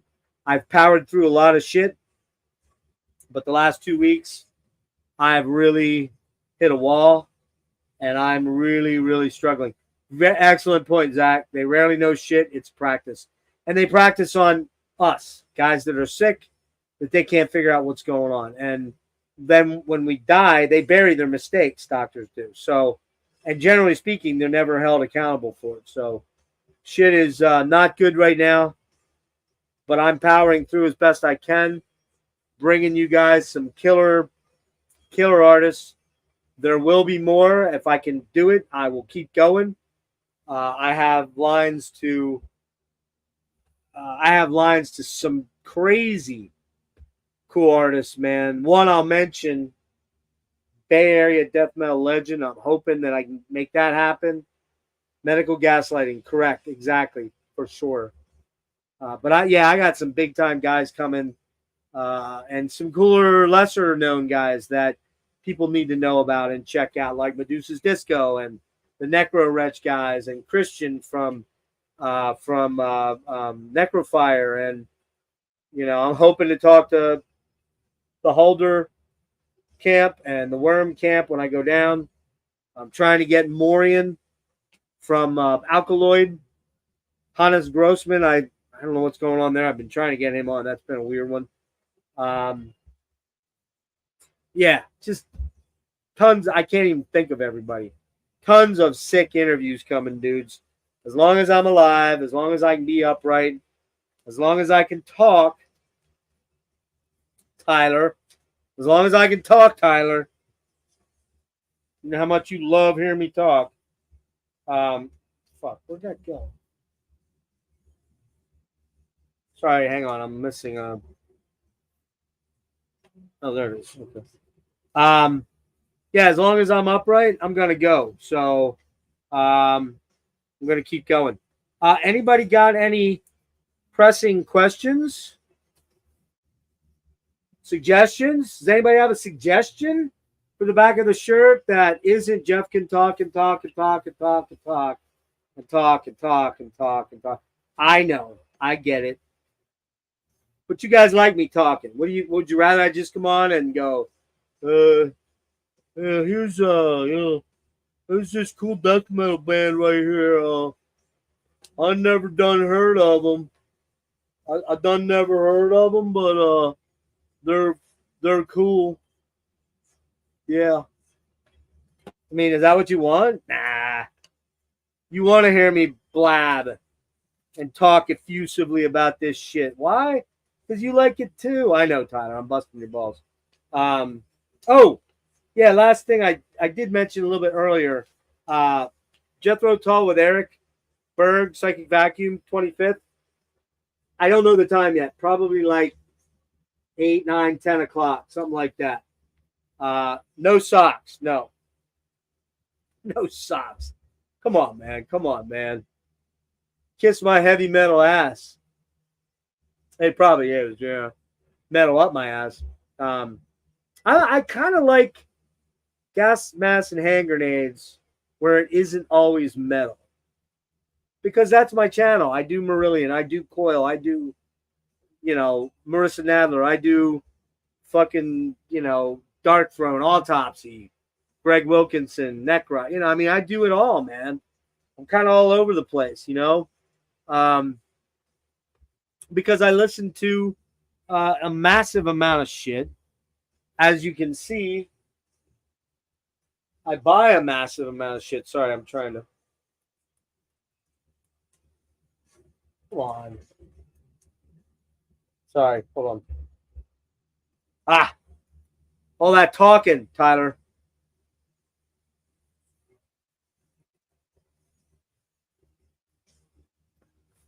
Oh God. Okay. Yeah, I will say, if anyone has a cool slogan for the channel, in your watching it, what you perceive from it, and be cool, and unfortunately, we got to probably keep the F word out of it, even though I love to use it, um, probably more than anybody else, and probably like George Lynch thinks I'm a dick or whatever. We got to keep that out. No body part stuff. But if you guys have something, Rick, Frederick, Zach, anybody's watching, Tyler, Tim, put it in the comments below if you have a cool one. And if you do, and I like it, you will get full credit for it. Maybe I'll send you a CD or something like that as a thank you. We do, by the way, have super chats now, guys. I don't even think I opened them up. I don't think I did. I'm new to this shit, so that is an option in the future. I'm not asking for it. I'm not even begging for it because I've never done that. As sick as I am, I never came to anybody and said, hey, I'm doing this GoFundMe because I can't buy groceries this week.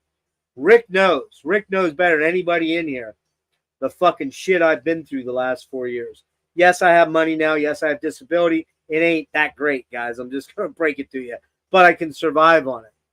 I do have some extra money left over, although my daughter's now struggling and I got to give her some money. So you know that too, right, Rick? But yeah, man, I mean, if anybody wants to help out in the future, when I do lives or live streams or interviews, and you want to throw a super chat in, man, I would super thank you.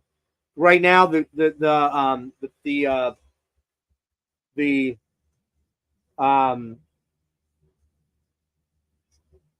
yeah, fuck. Oh, the T-shirt will be the thing that I'm trying to accomplish getting done, along with all the interviews I'm doing and the 1 or 2 deep dives. Like I said, we're going to be doing the last part of the Toll thing. Eric and I from Psychic Vacuum on the 25th, sometime in the evening. There will be Desert Island is returning on the 10th of March. I can't release the panel yet because I'm still waiting for a couple of confirmations for sure. Like 2 or 3 people have said they are pretty solid, but they're not 100%. So I got to wait on that. But that's going to be cool on traditional metal.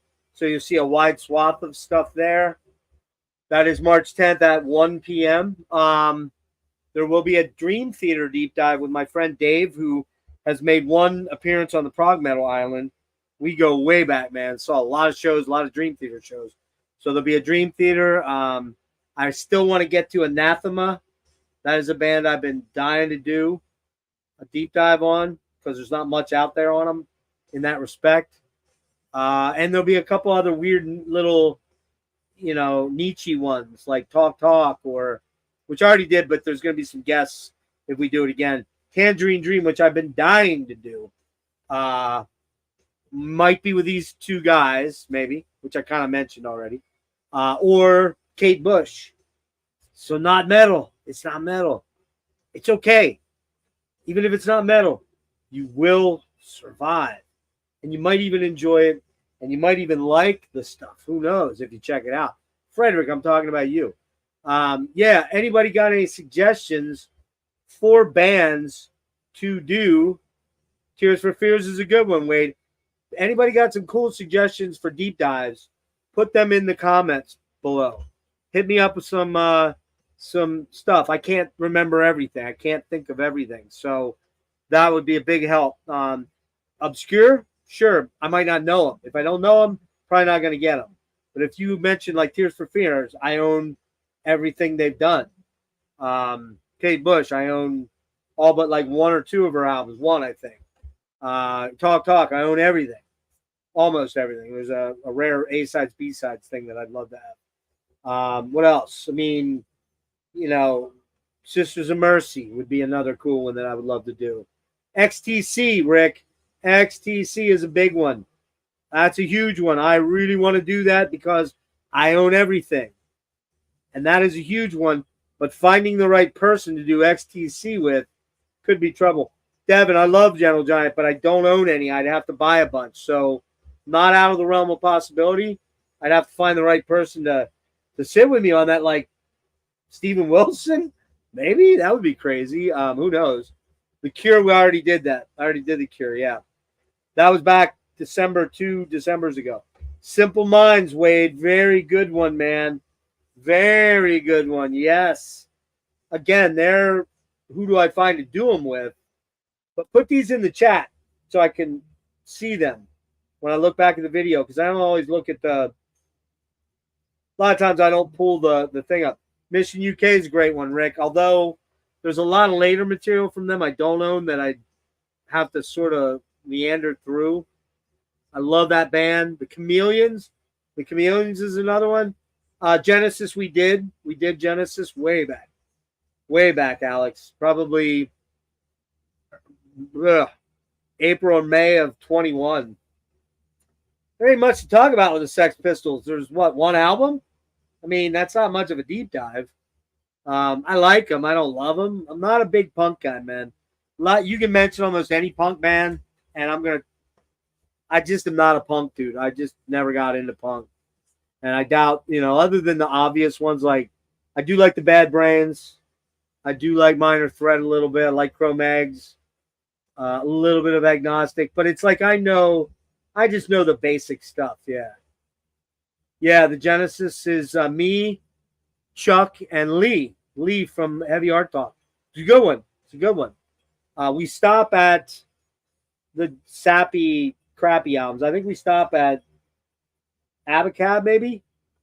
Or Genesis? The black and yellow one? I can't remember. Or Duke. I can't remember. We do not talk about the commercial Genesis. I fucking hate that shit. Virtuosos in Metal. Yeah, that's a good one. I never did a Depeche Mode one. But guys, just remember, put them, after you're done here, take your ideas and just put them in there and say deep dive ideas. And I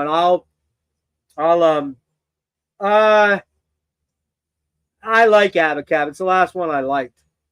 I don't love it. I don't know Gravedigger, dude. I know the name, but I don't know. Testament's definitely one. Yep. Mm-hmm.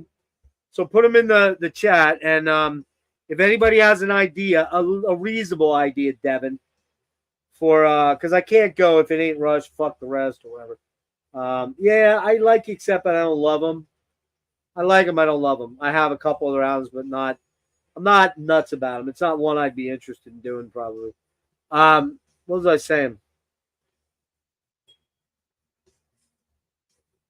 That's a good one, Wade. Good one. Yeah. Very good one. And I have all that material. What was I saying before? Oh, if you have a good slogan for the back, a reasonable one.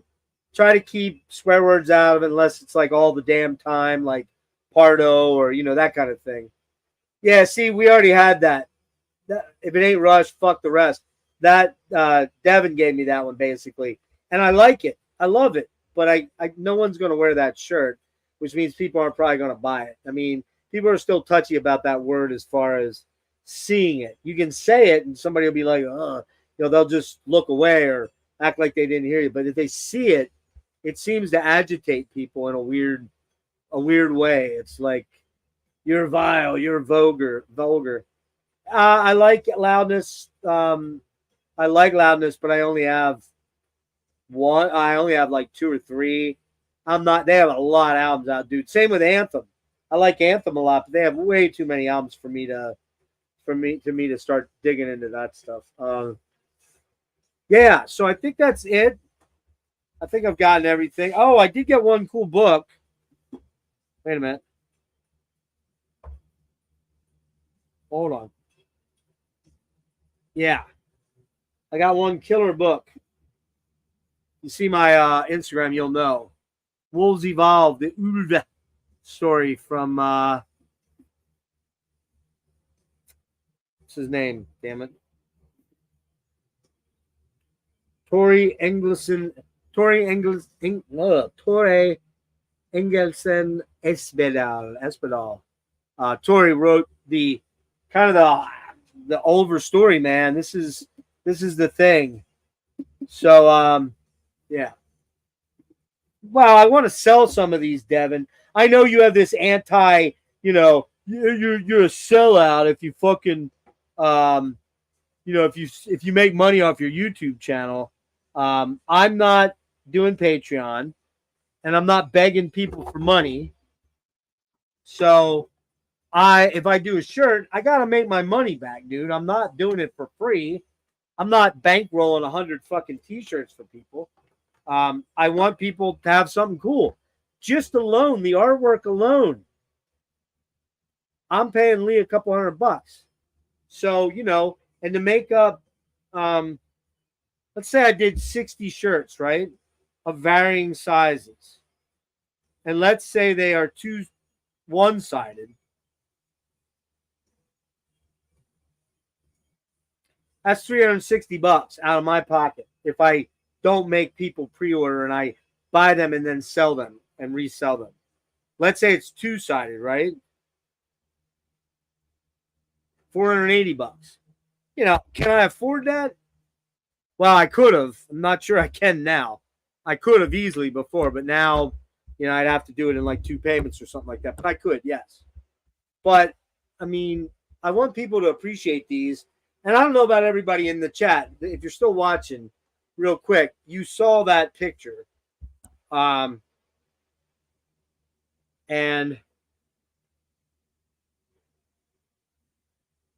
hang on. All right, I'm cheating real fast. I'm cheating. Get ready. Everybody ready? Everybody watching? This is very quick. Lee, please don't hate me. I got to share it, okay? And actually, I'm going to do this way. I'm going to show you 2 versions. I'm going to show you 1 and then 2. Everybody vote which one you think looks better. This is going to be the final version of the front of the shirt with the script and the new logo, okay? 1 or 2. I'm not going to show it long. Are you ready? Everybody ready? Everybody watching? I lost 5, 6 people. Here we go.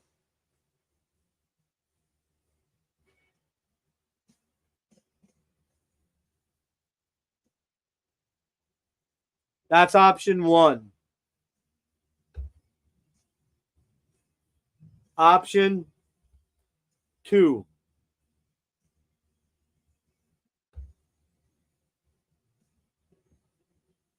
I'm sorry, 2. Oh, fuck. God damn it. Went the wrong way. Fucker. 1.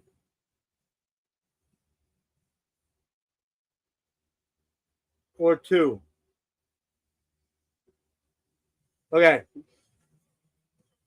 That's going to be the final thing. One of those 2. I know I went for number 1. I'm not putting anything in anybody's thing. Devin already told me he wanted 2. The other people I shared it with privately through text, most went with 1. Right now I think it's 75% 1 versus 2. I like them both. I love them both. Option 2, okay. Unfortunately, I can't do 2 different shirts. Marty would kill me. So it's going to come down to those 2. Right now, I'd say it's 3-1 for this one versus that. But they're both killer. The other options were that one, with my original logo, which I like, but I don't love, because I'm thinking about putting this on the back of the shirt with the slogan. And then the other option was this one, which I didn't like at all. So there you go. Those were the options. 1 was the one of the script at the bottom of the lines. 2 is the one at the top. So, Lee, please don't be pissed at me. I'm really having a hard time figuring out which way to go. So I needed some help, or asking for help. Okay, so remember, guys, tell me if you have any slogans to go on the back. Right now, the one I'm kind of working with is some derivations, an explosion of music discussion. Tying in with the hand grenade.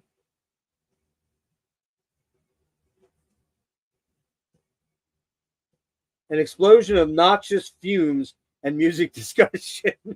Then we can work the gas mask thing in, right? Anybody that's watching this later, please comment below with bands to do deep dives you'd like to see. I have a giant list, but I can always use more. And many of the ones that were said tonight, if I'm honest, are probably already on my list. Also, if you have a slogan for the back of the shirt that what the show reminds you of, gas masks and hand grenades, blah blah blah. Like what's his name? Fantano has the internet's busiest music nerd. And what does Roberts say? The Metal Meltdown guy. Doesn't he have a saying? Oh, good evening, people of the internet, or whatever he says, whatever, of the internet. So, I mean, something like that. I want like a catchphrase of, I'm probably not going to say it during the show. Maybe I will if I find a cool one. But, I mean, it would be something to put on the back of the shirt with, that gas masks, the gas mask logo that Rick designed. This thing here. That's going to go probably on the back, and then the slogan will go below it. And so, I would be grateful for any help you guys have. Put it in the chat and let me know. Anybody got any quick hitters?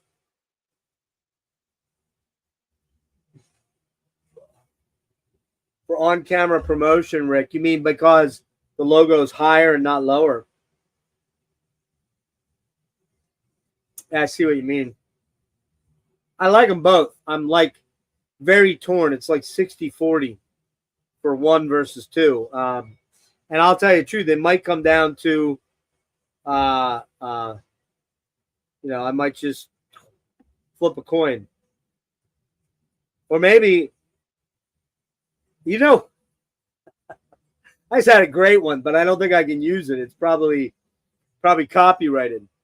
What is the speed velocity of a Dark Throne Transylvania Hunger album? Right out of Monty Python. What's the speed velocity of a blank? Like what could I come up with there? What's the speed velocity of Yngwie Malmsteen's? Oh man, what? Come on, help me out here, Nate. What is the speed velocity of Yngwie Malmsteen's sweep? Something to do with sweep picking. I'm gonna have to work on these. These are just kind of coming to me, but I would love to use that. But I think I'd probably get sued on that one for sure. So yeah. Anyway, it is a fucking hot night in here. Good Lord. I appreciate everybody that popped in. I like when you guys pop in and hang with me on these. I'd like to have more people. I wish I had 30 or 40 people. I'm not being greedy here. I'm not trying to be the biggest channel in the world.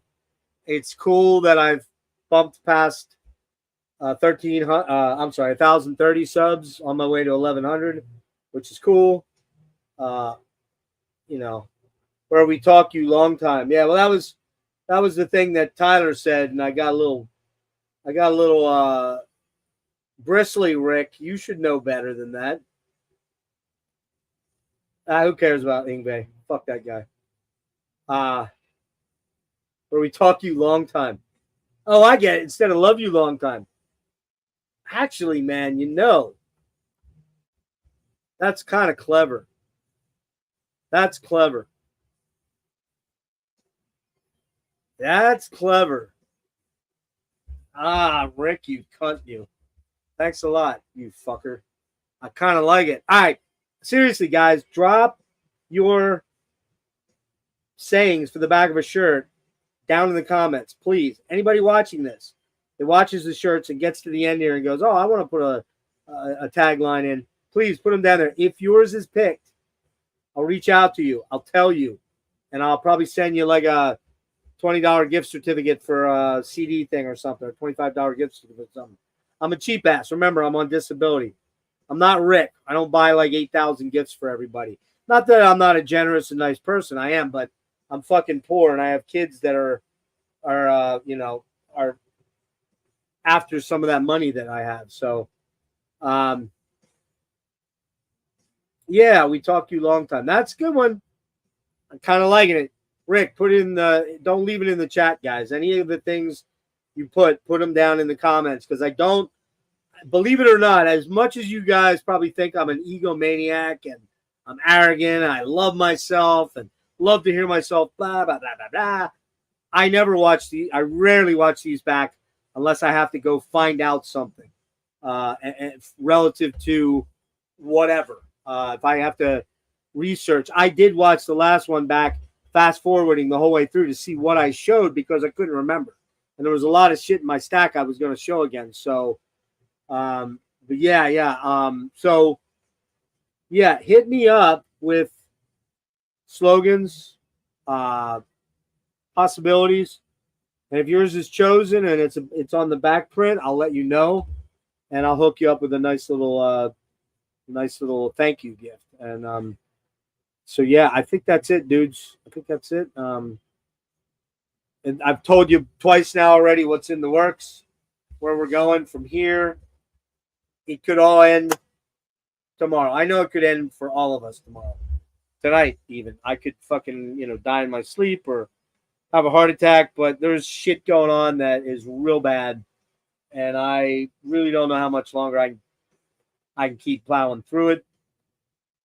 I hope I can keep going. But I'm just not sure most days. So I am working on the album stuff. Been writing some killer riffs, man. I got some really cool fucking songs formulating from riffs that have been in my head for years and riffs that I created. Nate, I gotta send you this one, dude. It's a rough one, but man, it's fucking cool. I like that one too, dude. Tim, any of these ones you got, put them in the, please. I like that one a lot too. Wow. I like that one a lot. Very cool. I may have a lot of them to choose from. I'm very grateful for you guys helping me out with this. But anyways, Nate, yeah, I got this killer fucking riff, dude. What I'll do is I'll try to send you a rough of it after I get off here to through Instagram. I'll send you a little. I'll record it on Instagram. It's rough, but I think it's leading to something really fucking cool, man. I still am a little verklempt, that SNL skit. I'm a little verklempt about the audio process, the GarageBand / Logic thing. I feel completely stupid on there. By the way, guys, is this a badass shirt or what? I've never seen the movie, but I love the shirt. So now I got to see the movie, The Void. Creepy Critters. I forget who did this one. Yeah, there's some great ones on here. Great ideas. Tim, you got a couple. Rick, I really do love we talked to you a long time. Yeah, so please put them in the comments before you dip out of here right away. And I'm not that guy. I'm not that guy.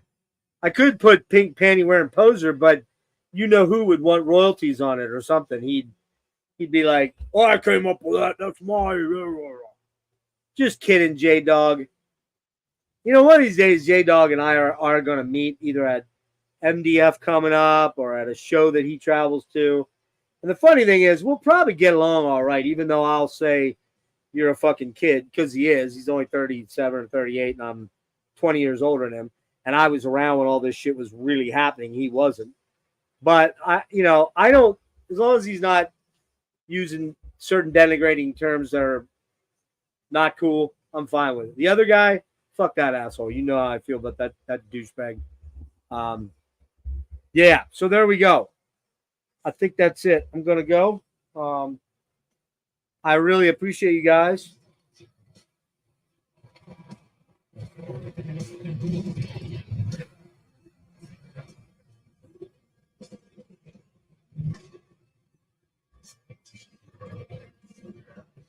I don't know what this is. I forget.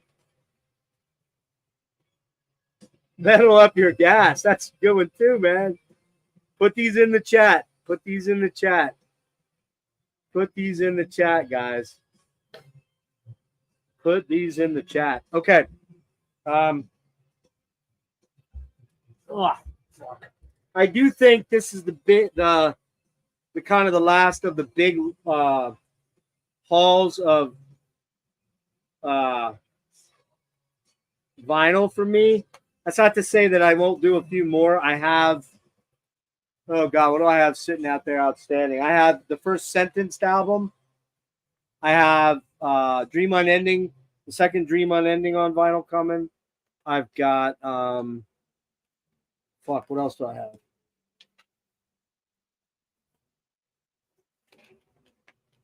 Shit, come on, man. What else do I have? I've got, the other night, Marty was talking about Eternus. Or somebody was, maybe Friday night, might have been Rick, maybe. Somebody was talking about Eternus, and I forgot about that first album, which I really love and don't own, but it's crazy expensive. So I grabbed the second one instead. So I have that coming. I have Hawkwind's Levitation 3 CD coming. I have Solitude Eternus Alone coming because I fucking love Solitude Eternus. I have the new Skeletal Remains coming, double LP. I have 2 Blue Dahlia Nords coming. I have Memoria Vetusta 2, Dialogue with the Stars, and Saturnian Poetry. I have that Sentenced album. I have my friend Tom Draper, his band Hands of Goro, New Wave British Heavy Metal Love, coming. The second Dream Unending. The Dissimulator CD. I don't know if you guys know Dissimulator. I know that Nate does. I've got the Thorns Emperor Split CD coming because I love Thorns. I think that's it for now. Oh, Andrew Lyle's Gonzoid box set, which you guys won't know what that is, but 7 CD box set. And then, as I said, we've got Don Dokken maybe coming up soon. I'm trying to get Away and Snake, but that's not looking good now because I think they're going on tour in the next couple days, and I think I might have missed my opportunity there. I am going to reach out to Dan tonight or tomorrow and see what's up. Like I said, I've got some feelers in for Morian and Hannes Grossman. And then I mentioned John Wesley, William Basinski. He and I have conversed. We just haven't set anything up solid. And then I got, like I said, that Bay Area legend death metal guy working on that one coming. So those are all the things. No, So the Night Became. Where did Beyond the Wandering Moon? Where's that at? Tyler, where did they get reissued? I was finding like $60 copies on eBay. There's no fucking way I'm doing that. I don't know Dark Sorcery either. Tyler, tell me where I might be able to find those reissues.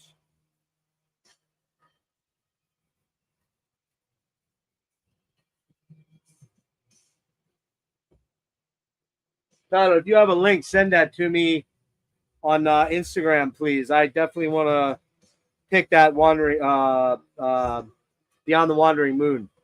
Love that album. But the ones I'm finding, way too expensive. Soul Seller. Where are they out of? Am I going to be paying like $8,000 for shipping?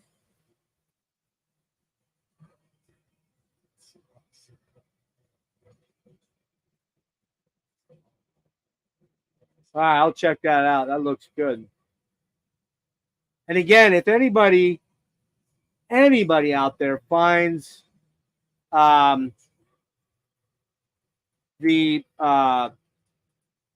Second Tribulation album on CD or vinyl, whichever, The Formulas of Death, please, and you don't want it or you know someone else, man, please, please, please, please, please let me know or grab it for me if it's in the under 30 range. I'll pay $30 for that.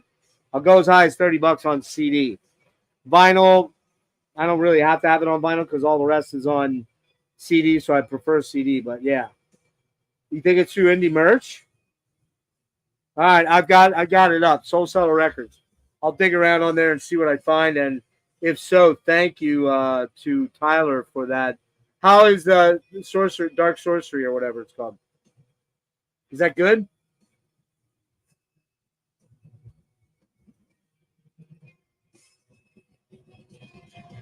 I think this is the great old one, I think.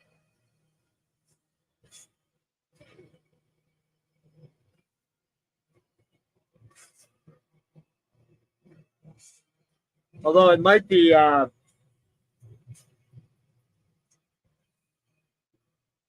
it could be sulfur aeon. I'm not sure. Not sure what I put in there. Uh, I'll probably like that then. All right. Indie merch. All right. I'll definitely check that out. All right, guys. Remember, drop your slogans in there. Tim, some great ones. Rick, some great ones. Everybody's done some good ones in there. Drop them in the chat. And also,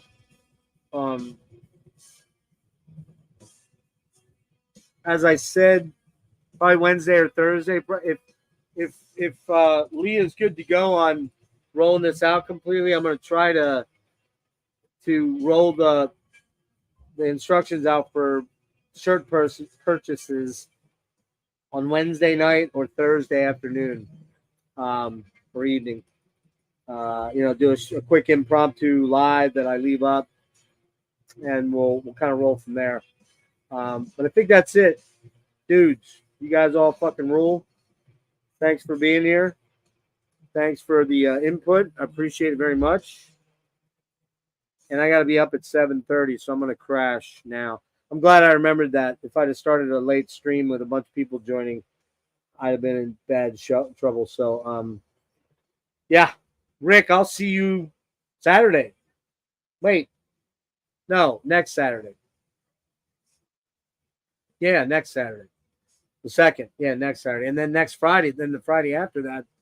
All that assuming I'm able to walk and able to go. Yeah, Wade. Sure, man. Phil, always good to have you, buddy. I wish you'd jump on with us one time, but I know that's not your thing usually. Tyler, all's good, man. I was not like freaking on you. I'm just, I get it. You were kidding around. Frederick, I always like to fuck with you, but you're a good dude. Thank you for being here. Wade, thank you for your support always. Tim, thank you very much for your support. Nate, I think you left. You're always there, buddy. Thank you. Who else did we have? There was Alex. Someone? Alex? Probably know Alex, but I don't know if I know Alex. Anyways, Alex, thanks for being here. Devin, piss off. Just kidding. And I think that was it. So thank you guys. A couple lurkers maybe that just tuned in for no reason at all. But appreciate you guys. Love you guys. I'm taking off. Metal up your gas. No, what was the other one? Where was it? I was gonna try that. I was gonna try the slogan. Where'd it go? God damn it! Where is it? Fuck, I lost it. Gas masks and hand grenades. Where music melts your mind. Man, I don't know, Tim. You might have just hit gold with that. I like the way that rolls out. Gas masks and hand grenades. Where music melts your mind. Oh, I'm liking it. Let me try that. Hold on. Let me try Rick's real quick. Really liking that one, Tim. Where's Rick's? Gas masks and hand grenades. Where we talk you long time. Wah, wah, wah, wah. Didn't have the same ring, Rick. I'm sorry. Might be real true. Might be actually more true than the other one. But man, Tim, I'm really liking that, dude. Really liking that. You may have won. You may have already won. All right.